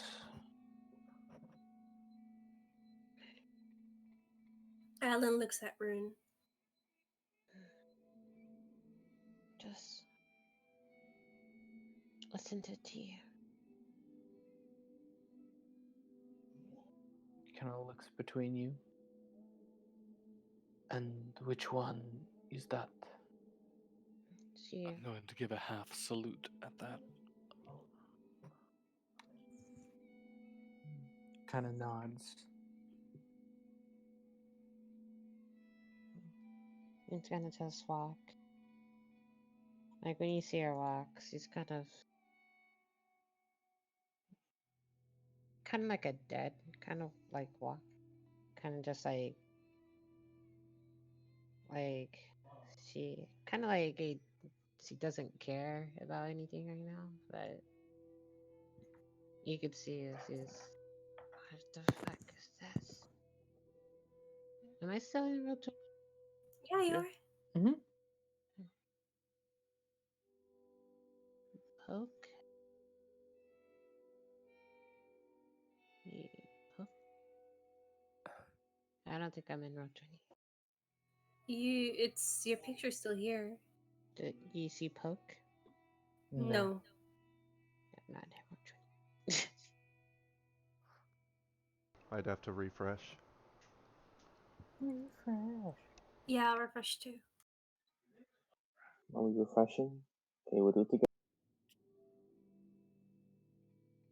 Hmm? Huh? While you're refreshing, yeah. mutes mid-sentence. Hmm. Okay, I'm back. Sweet. Poke. Yeah, I saw that. There we Okay. go. Yeah, she's just going to just walk. Kind of just like this dead, kind of just emotionless walk. And then she's gonna try this door. Oh no. You walk up towards it, and as you place your hand and pull, it locks. Strange. This door Wait, she is... pulled it, it opened and then it closed and locked? No, the door is just Alright. locked. Okay. Someone did you the courtesy of locking it. It's a door that isn't bashed in. It isn't aged. And for contrast, the door over here is heavily broken down. You can see partially through it. This door looks like it was installed yesterday. Yeah, she just taps on the doorknob and then she's just gonna walk. Sorry.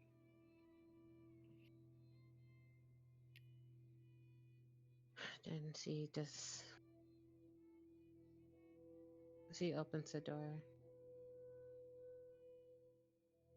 As you open the door, you see mine.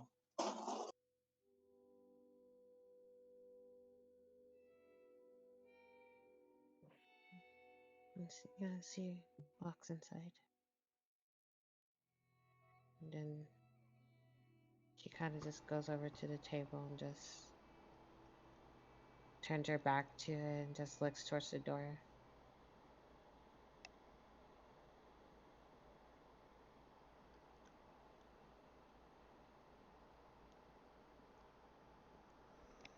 You peer back outwards.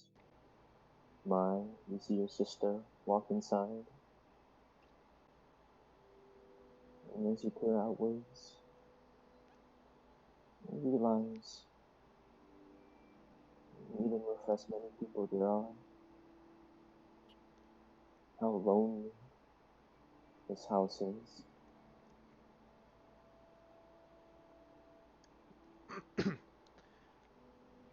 Maisel's just curled up on the corner of the table.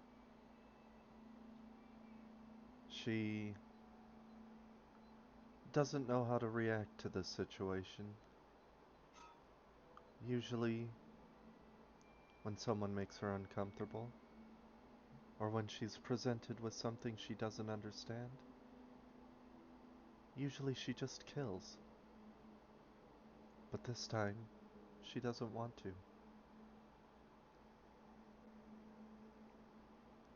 She's just laying there, curled up, thinking in silence. Yes, she just waits for Alan. Yes, she just waits. As he watched where Rune went, and as he's passing by the table, coming up next to T, he looks at the stranger and he goes, "If you don't mind me asking, what's your name?" He kind of looks towards you, nods his head. My name is Safleren Rallianer. He smiles a bit. I'm Alan. If you if you just want to stay there, you can go ahead. It's probably just the safest place. And he starts walking past there. And he comes to the door here. T following behind. As T kind of walks past, you feel a hand kind of lightly touch your arm as you walk past. He glances over. You see the stranger kind of looking at you. You all talk a lot about danger.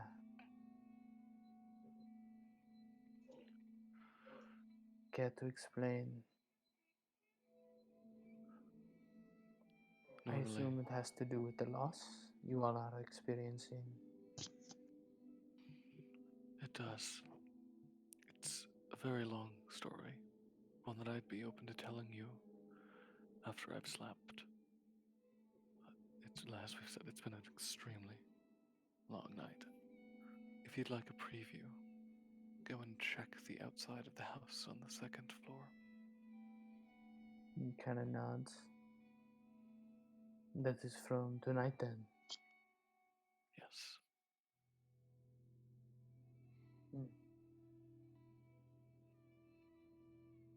That is the danger. It appears to be so. Kind of shrugs. We will be fine then.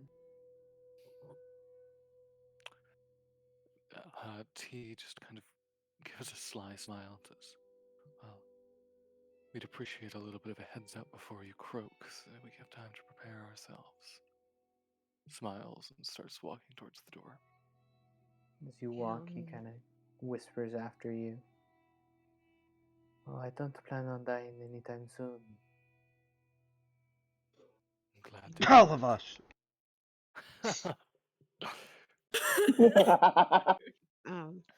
See, when Alan walks in, he sees a very clean torture room. Prestidigitate. Damn, Katie, you worked hard. I mean, I didn't do it this time. This time, she says. The kid doesn't know. Where are we? Question mark? Yes. The people of Blood March make purchase here.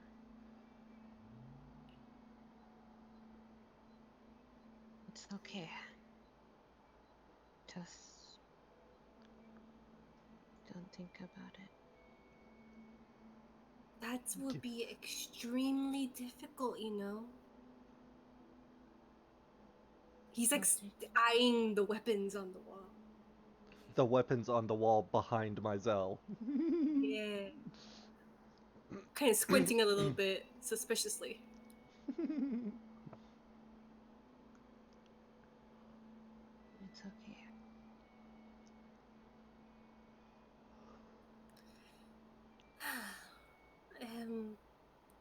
Well, is this where you said the extra room was? She nods.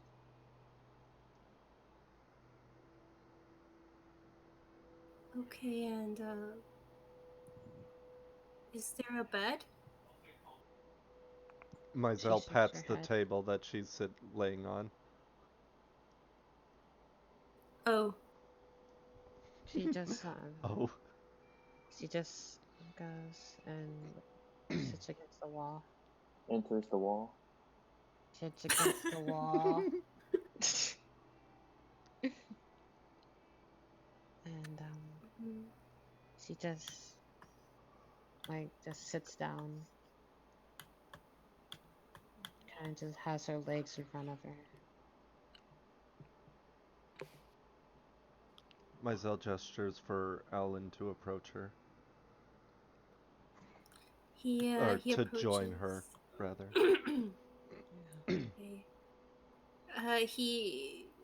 He's still kind of eyeing the weapons, but he climbs onto the marble table and comes up next to Maisel. She sits up at this point and pulls him into a hug. And this time, her voice is a little clearer than usual. Alan has nothing to fear. Mizell will protect him. And she offers for him to lay with her as she lays back down.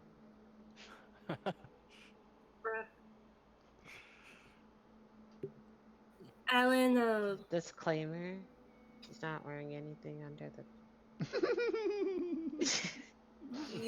you, I don't know this. He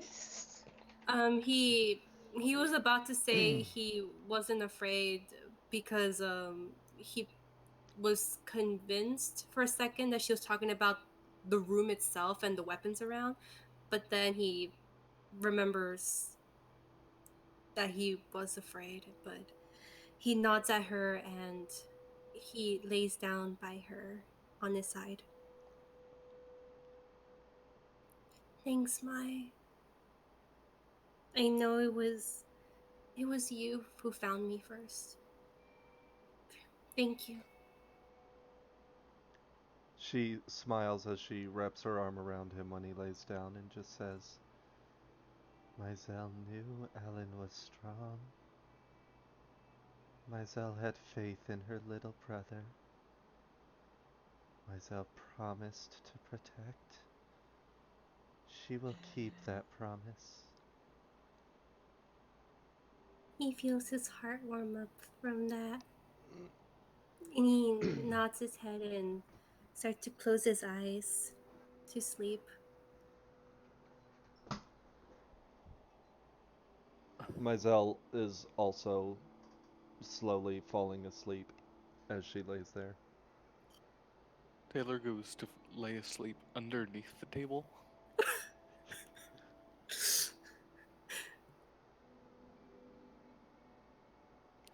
So Taylor's the monster underneath the bed. Trying to eat little boys. Oh my. I had to. I'm sorry. No, that was perfect.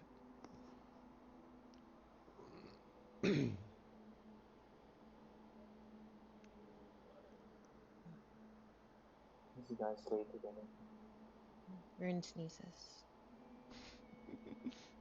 How many times? Roll 1d100. 1d100. Roll it. Watch her get that natural 100. She sneezes one time. Dang.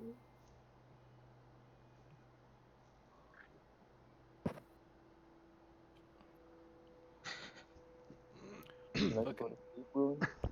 I can't believe we have a guest who is just like unwrapping his bandages on our kitchen fucking table. Myzel's okay with this. The audacity of this bitch. Was it I mean, even we clean just- in the first place? I mean, we gutted a whole bunch of fish and then we didn't even clean up. So. Yeah. Good point, I guess. I thought Abaddon cleaned that shit up. Oh, you, that shit is you're that shit right. is clean. Right? Yeah, you're right. Not clean anymore. Some nasty fucking bandages. T's You in the gonna have a room. hissy fit in the morning. You see Rune. You see Rune. She's just shivering, just to herself, and then. I just spilled an entire fucking bottle of water on myself. Yeah. Hell No. yeah. So you see as T goes underneath the table and tries to drink out of his flask, just spills on top of his body. years old. Constitution for how loudly I am alarmed by my spillage. Spillage.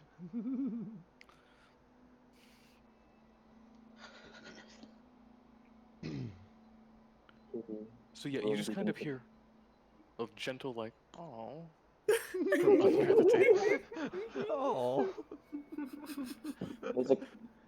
There's a contrast there as Rune shivers. That she's the furthest away from the furnace.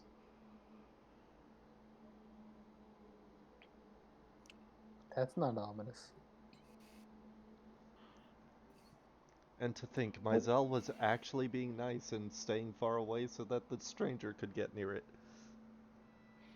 What you guys in the room like to sleep?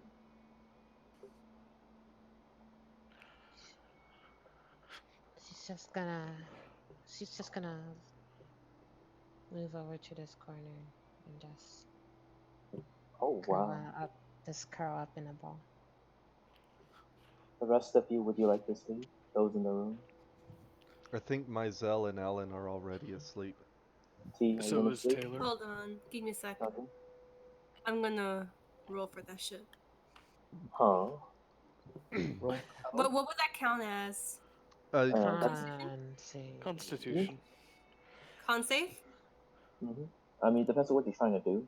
Usually, when people make decisions, they make a whiz save because your whiz is your decision making. Okay, was it 13? No, was it 11? He's half asleep, but he kind of opens his eyes a little and sees Rune in the corner. You see that she's like sleeping, but she's like you see like she's shivering a lot. Rune. He's like calling out to her, but it's very quiet because he's half asleep now.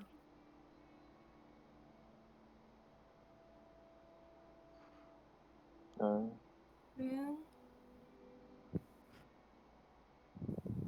Quiet. We stop heavy breathing. Am I heavy breathing? No, you are heavy breathing and testified. I don't know how. Taylor just snoring under the table really loud. Okay. He's gonna attempt to. Let's see. He's gonna open his bag, and he's gonna. He sees a book in there, so he's gonna take the book, and he's gonna attempt to toss it at her feet. Genius. Go ahead and roll a performance check.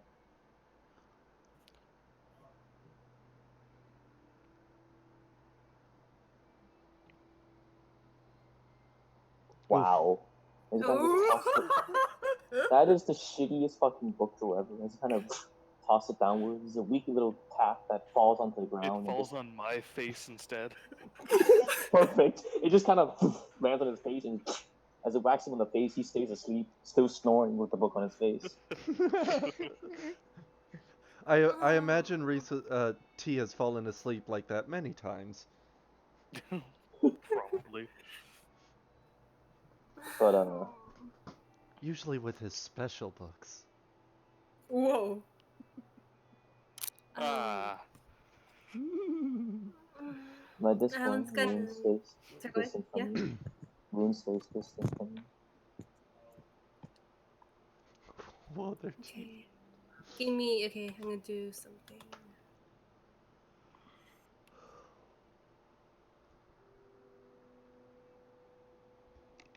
Ooh! God damn. He's going to just shake his head a bit to wake himself up, and he's going to slowly get out of Maisel's hug and Oh. hop off the table. He's going to come over Maisel to. frowns. She was asleep. Shut up. Grapple check. No grapple check. I'm just kidding. I mean, she's pretty good at those apparently, despite having 10 strength. He slipped out.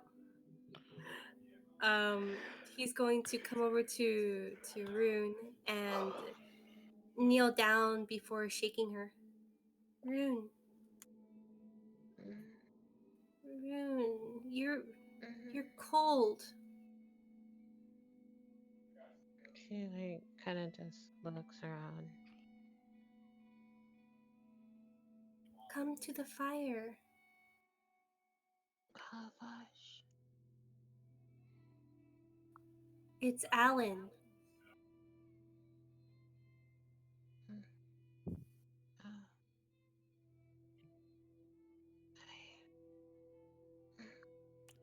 She kind of just rubs her eye. And He then she sees frowns. us, like,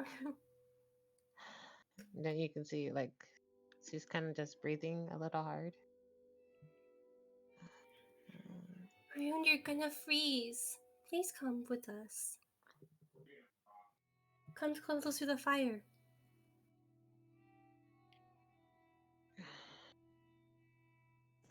Like, you see her, she's just breathing really hard, and then she kind of just lays her head against the wall.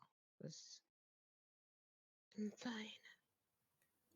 Rune, you're not fine.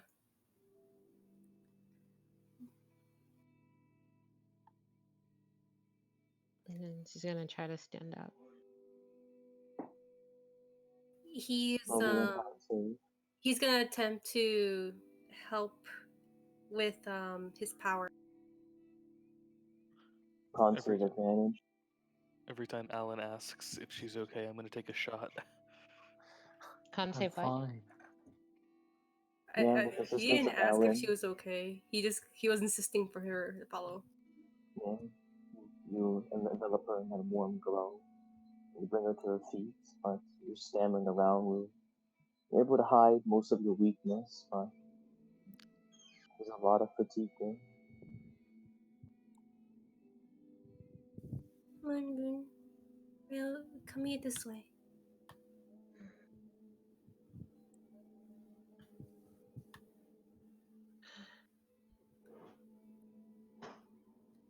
He's gonna help her onto the table by my. She's gonna try to get up there. Have athletics check disadvantage. Holy cow.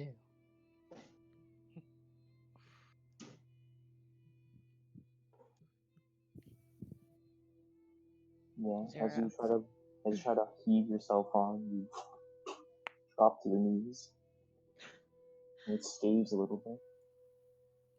Alan was holding her, but he almost got pulled down. Rune!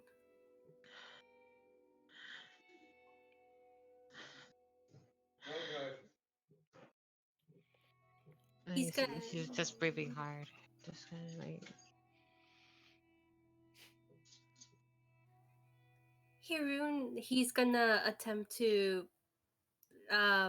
use his telekinetic powers to levitate her body onto the table. Well, they would say.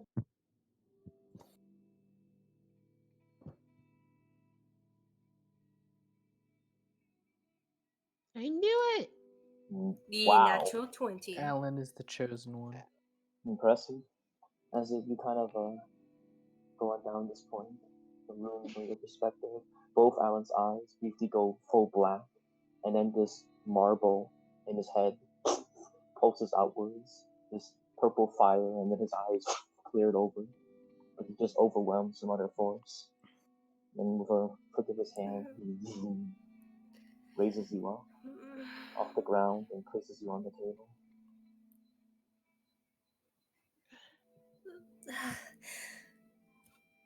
He kind of just, after that, puts a hand to half his face and he shivers a little bit. Ugh.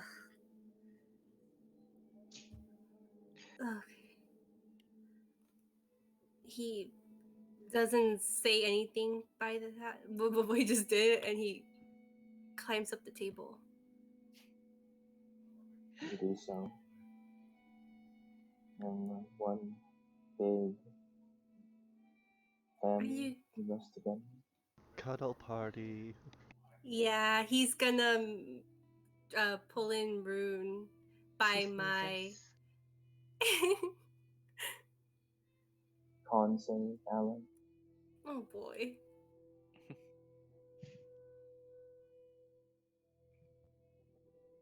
Where's my nat 20 at? Rolls a whiz save. It's a wisdom save, right? Con save. Con save. Sorry. Take 16. a 15. Oh, it's better. Disgusting. We'll get to that later. You guys at this point, rest, comforting, cackling. Can I make a? Sorry, I'm sorry. Can I make a what do you call it? Request? Go for it. Can I have Rune be sandwiched in between Mai and Alan?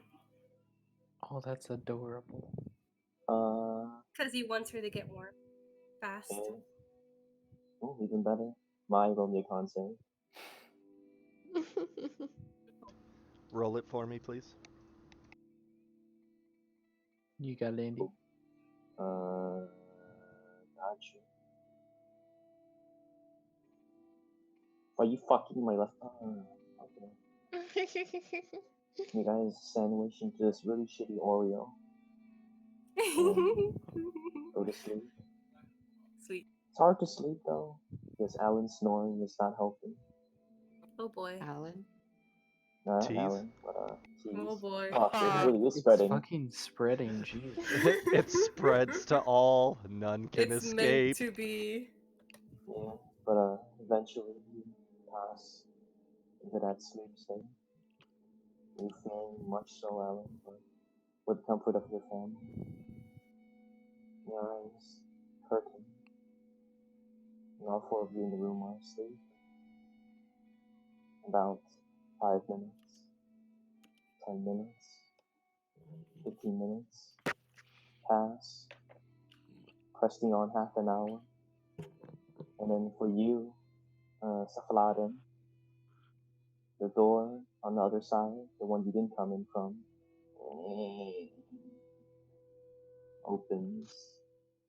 And this strange individual with crimson eyes and long black hair, no shirt, black gauntlets and leather pants, walks Hot. in holding a basket. He looks over towards you. He has a book strapped to his left side. The basket's rather large, has a blanket covering. He looks over towards you.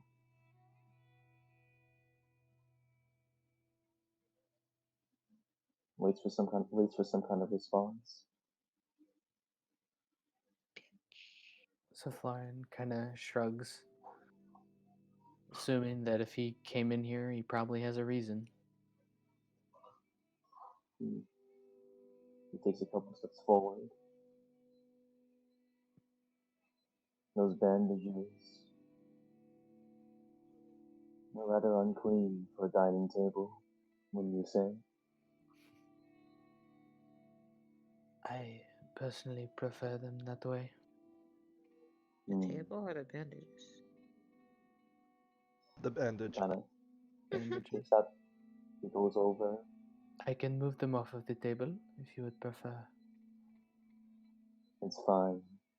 He takes his book, pops it up in one hand. Please do takes not the- clean them. He gives you a smile. Very well. Takes the basket, places it in the air right here, releases it, and just floats there. He takes his book, and as by your request, he shuts it, straps it back on his left side. He now looks over towards you, sitting on the chair. He Feet takes the up on the basket. table. Kind of sees this. It's rather unsanitary. The family eats here. So you eat here? Not I. So why did you come into this house? He gives you that Geralt. Reaches over towards the basket, takes it out from its floating in the air state, and places it down on the table, making sure to dodge any bandages. He takes off the blanket that covers everything else. And you see there are towels, blankets. He takes those, removes them from the basket, and places them on the side of the table. Could you please remove the bandages? Should I be doing something with those? Not for you. Kind of shrugs, puts his hands behind his head, kind of leans back on the chair. He continues removing the several things. He reaches in, takes out a couple fruits, just kind of leaves them on top of the towels. Kind of looks around. He reaches inwards. Could you please remove your foot? He just kind of sits up, puts his feet on the floor. He sees this. Thank you. He takes his book, flicks it open. Please remove your bandages. Can you also put your shoes now by the door? He's asking you to pull the bandages off the table. Yep. Oh. He kind of looks at them. He just kind of says, Shrivavlin. And they kind of all wrap around his body. Gives you a smile of intrigue. He wants heaven in a story. Takes a couple steps forward and he writes in his book as he takes his pen, this apron, straps over his body. You can speak. You can choose not to. Entirely up to you. Takes the book and straps it on his left side. He taps each of the fruits, meat products, and everything else that's from the basket. And with a flick of his wrist, they float from the basket up towards the sky, well, top the room, ceiling. Takes a couple steps forward, and he walks over here. He looks back at you. Would you like to cook with me? So wait, did the basket just go through the ceiling? No, the Okay. basket's now on the table. Okay. But Sorry, the rest of the I food. thought for a second that he was like yoinking it up into the sky. I was Nah. like, Yeet. Nah. The food products The just kind of trail fuck? behind him. At this point, as the food products just follow him, he looks towards you. and just says, my touch was never in the kitchen. Hmm. But if Should you look. require assistance, the least I could do for everyone allowing me to stay here. Do you wish to stay? At least for the moment. Hmm. Takes a couple of steps forward. As he gets over here, he kind of holds his left hand up, and his black knife materializes into his hand. He walks over towards the sink, kind of reaches down, looking for what he can use here, without causing too much meetings to occur. He kind of takes his book and writes into it once more, and this cutting board appears. He flicks his pen once more. A stove just appears next to him, just downwards. And he kind of just looks over towards it. He flicks his pen once more, and the stove lifts up. He reaches downwards and picks up a pot that was never there in the first place, and places it on top of the stove. The fire is now on. He kind of walks over just towards the cutting board with all his fruits, and he trails them down in a line. He looks over towards you once more. He sees that you're arriving. He looks towards you with a smile. I kind of take my cloak off, feeling oddly okay with kind of doing so in front of him, revealing a pair of, they look like almost broken crow wings on his back. He kind of puts the cloak on the back of a chair, and still kind of is dripping a little bit of water. You should dry yourself off. You might catch a cold. I'm quite alright. He kind of takes a couple steps forward and begins cutting. As he moves forward, he just says, "It has been a long time since I have done something like this. How can I help?" How well are you with the knife? It is blood march. You may cut tendons. Looks towards you. But can you cut cattle? He kind of shrugs. Is there harm in trying if I cannot? If you disturb the product, disturb their peace, you disturb the flavor and the balance. If you do not trust your skills, don't tamper. Please.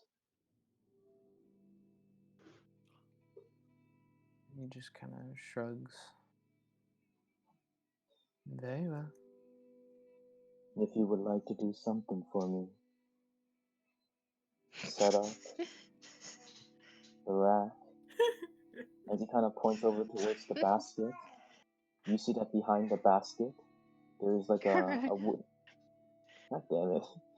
There's this wooden clothesline about here, and you see that on the table after you cleared your blankets, you cleared your bandages. There's an assortment of different clothes, dried and folded, on the table. And do you want me to do what with them? There's many clothes there. Pick some out. For And looks towards your cold, wet cloak. What do you think? kind of shrugs. Kind of just like stops cutting and looks towards you with this angry fire. If you catch a cold. And he just stops there, leaving that threat unhung, and continues cutting. Kind of moves over slowly towards the pile of clothes. Are there any that accommodate a pair of wings? For the most part, they don't accommodate the wings. She's not a hunchback. Nope. It looked like a hunchback, though. No, they don't accommodate the wings. I look back at him and I just say, do you mind if I make them more comfortable? They already are. As you look towards them, they now accommodate wings. You are a strange, strange man. Continues cooking. Eventually, he kind of taps the food and it flies into the pot. And even though you never... Yep, perfectly in character, Katie. Bless you. Bless You see 3 times on Mazel. Corona. You see the food dips into the pot. You hear it splashing water, though he never filled the pot. This one kind of just looks around. For a family suffering from loss, what would you make them to eat? If it were a family of mine, or for these, I sense they would be different.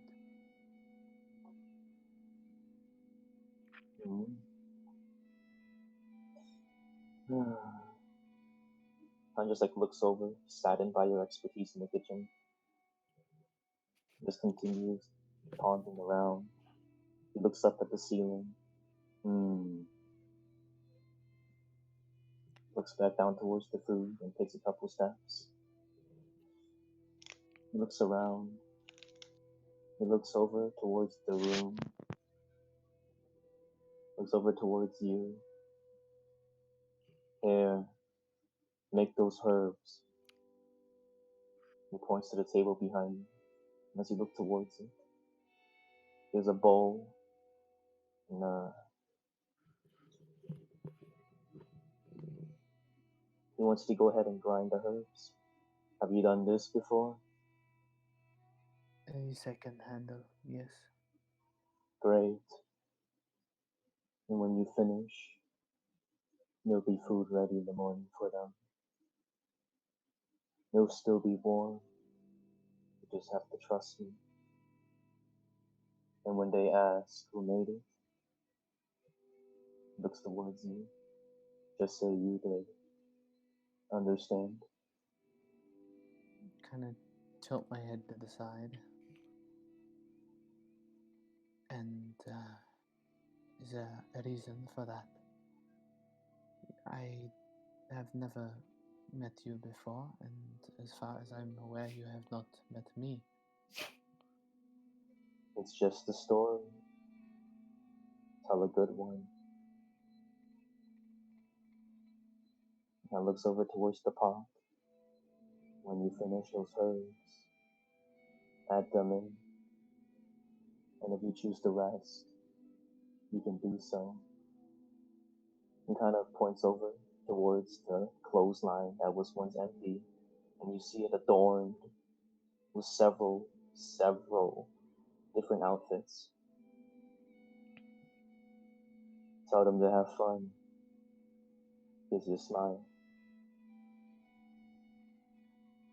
He kind of nods and starts to grind the herbs. He goes As ahead and he does so, he just kind of looks at the figure and just says, and you know these people, but I do not know you. Your name?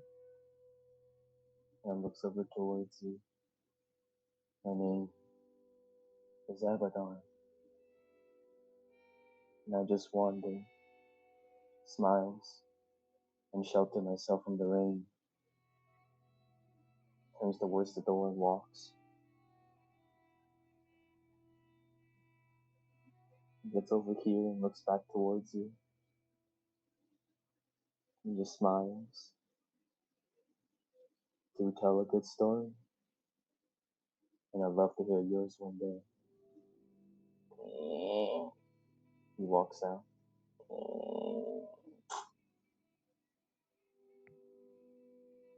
So Floran kind of shakes his head. I knew there were crazy people in Blood March, but didn't know they'd all be under one roof. You don't even know. He's gonna Meanwhile, just go and finish mashing the herbs, and he's gonna select from the clothing that he was told he could pick from something very simple that covers his chest, back, and arms. Preferably his neck and part of his face as well. it fits perfectly, almost to an ominous extent.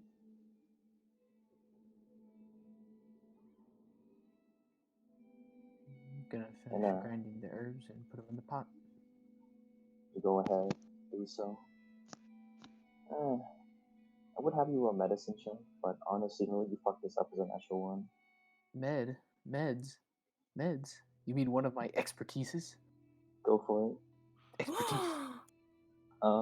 As you kind of grind it, still questioning the man's and his intent, you finish. You walk over towards the pot and places in the herbs as they kind of flicker in. The pot smells really good and filled to the brim. There's a ladle put in there. Shut up. You look towards the table. There's like several plates, utensils, all there. It's a clean, spotless kitchen. You look towards the floor. There's no dust whatsoever. You peer back once more towards the table. There's a tablecloth covering the entirety of it. The basket is gone. Just kind of shake my head again, lean over, and I breathe in the smell of the pot through my nose. Just kind of turn my head to the side and stick my tongue out. Not for me. I'm going to and just turn. I'm going to drag a chair. It's about here. I'm just going to sit, and I'm going to wait for them to come up and wake up. I just lay there in that comfy clothes. Fit somehow snugly around your crooked wings. And you rest. Around within 4 hours. Roll me 3 sets of athletics checks.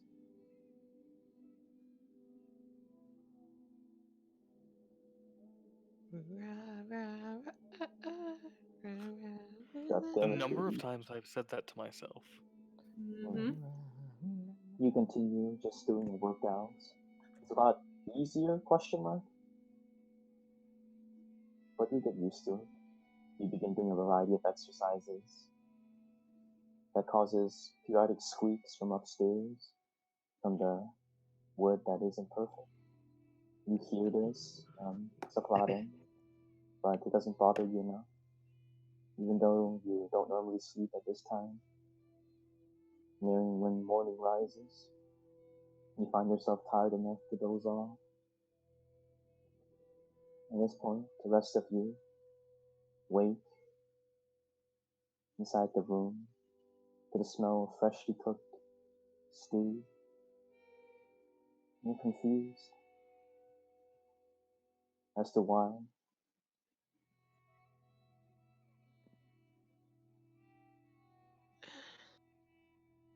Confused as to why what? You're just confused as to why there's the smell of fresh cooking. Mm.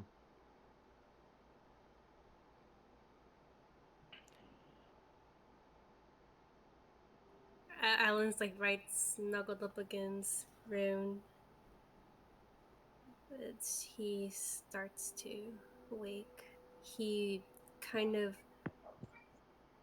is drowsy for a moment, but then he kind of just becomes a little startled and kind of looks up and around, just like glancing around, and he's a little confused by the smell, but then also that he awakened without a problem. He feels relieved.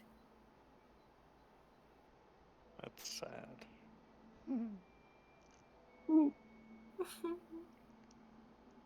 As you guys wake at this point, the smell, an idea that you had exhausting yesterday, like your first breath of a true slumber. And even you, Ra, smelled that downstairs. And your first instinct when you smelled anything was, oh fuck, who burned it down? But then you realized that's actually tolerable. Wait, it's actually good. Which one of those fuckers did that?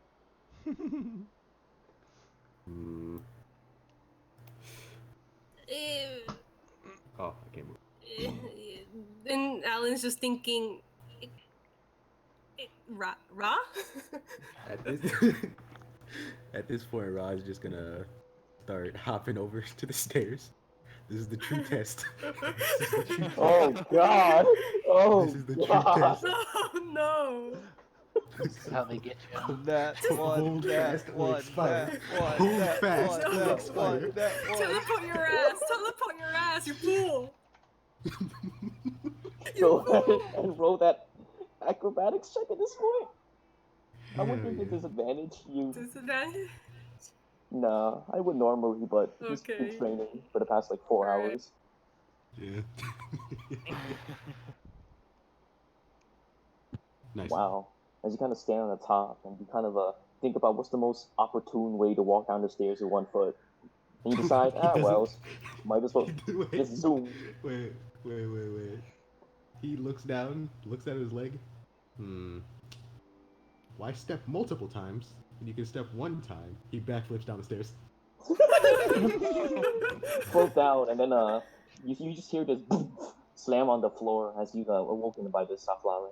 And for you, Ra, you see a spotless everything, a tablecloth, like a line of clothes, a pot with stew cooking in it, plates, utensils. You see towels and blankets, no longer over here, but put to the side over here. And you just have to blink a couple times. And you're not sure who the fuck did this, or who had the time to do this. Well, obvious trap. Going back up. There's that anti-role play. You just kind of use reverse time, just reverse backflip up the stairs. Yeah, basically. Wait, hold up. I gotta unreverse time real quick. I'm just gonna Too soon. go back down. They're gonna fall for that obvious trap. I gotta warn them. Wait, what? Like he knows y'all are gonna fall for that shit, so he's just gonna go along the wall. Wait, do I notice this fucker back here? Yes, he just sat in the chair. He's Like, completely motionless. And he sees you though. You see each other. Just makes eye contact. Damn, this house is just open, isn't it? Okay. You see one of his hands that's kind of behind, both hands are kind of wrapped behind his head. One of them kind of just waves at you, just barely.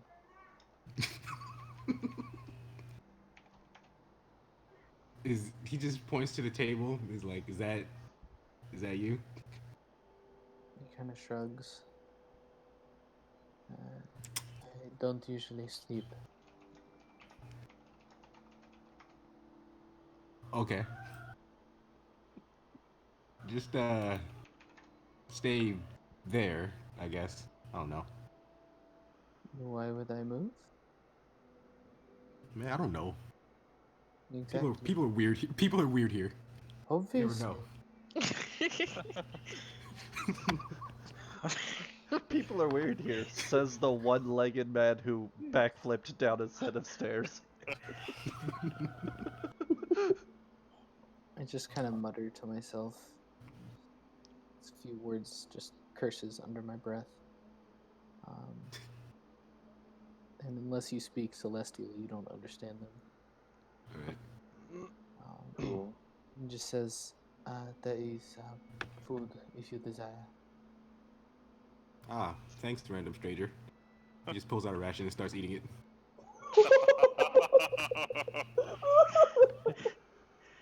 Okay. At this point, he's just gonna start hopping over to the room.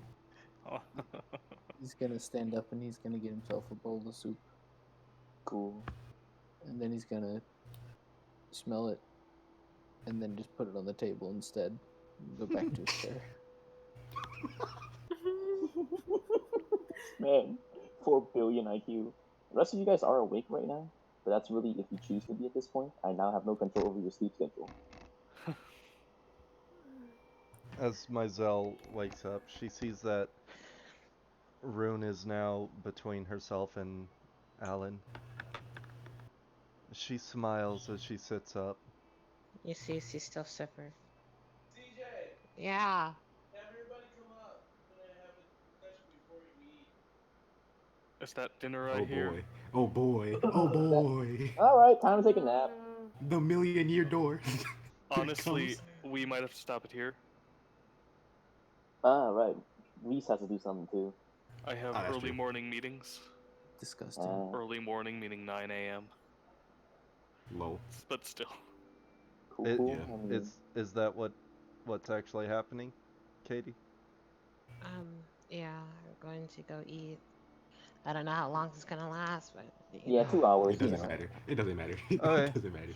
Yeah, so we'll call the sesh there. This is a good place anyway. Yeah. Can't wait to see the fallout.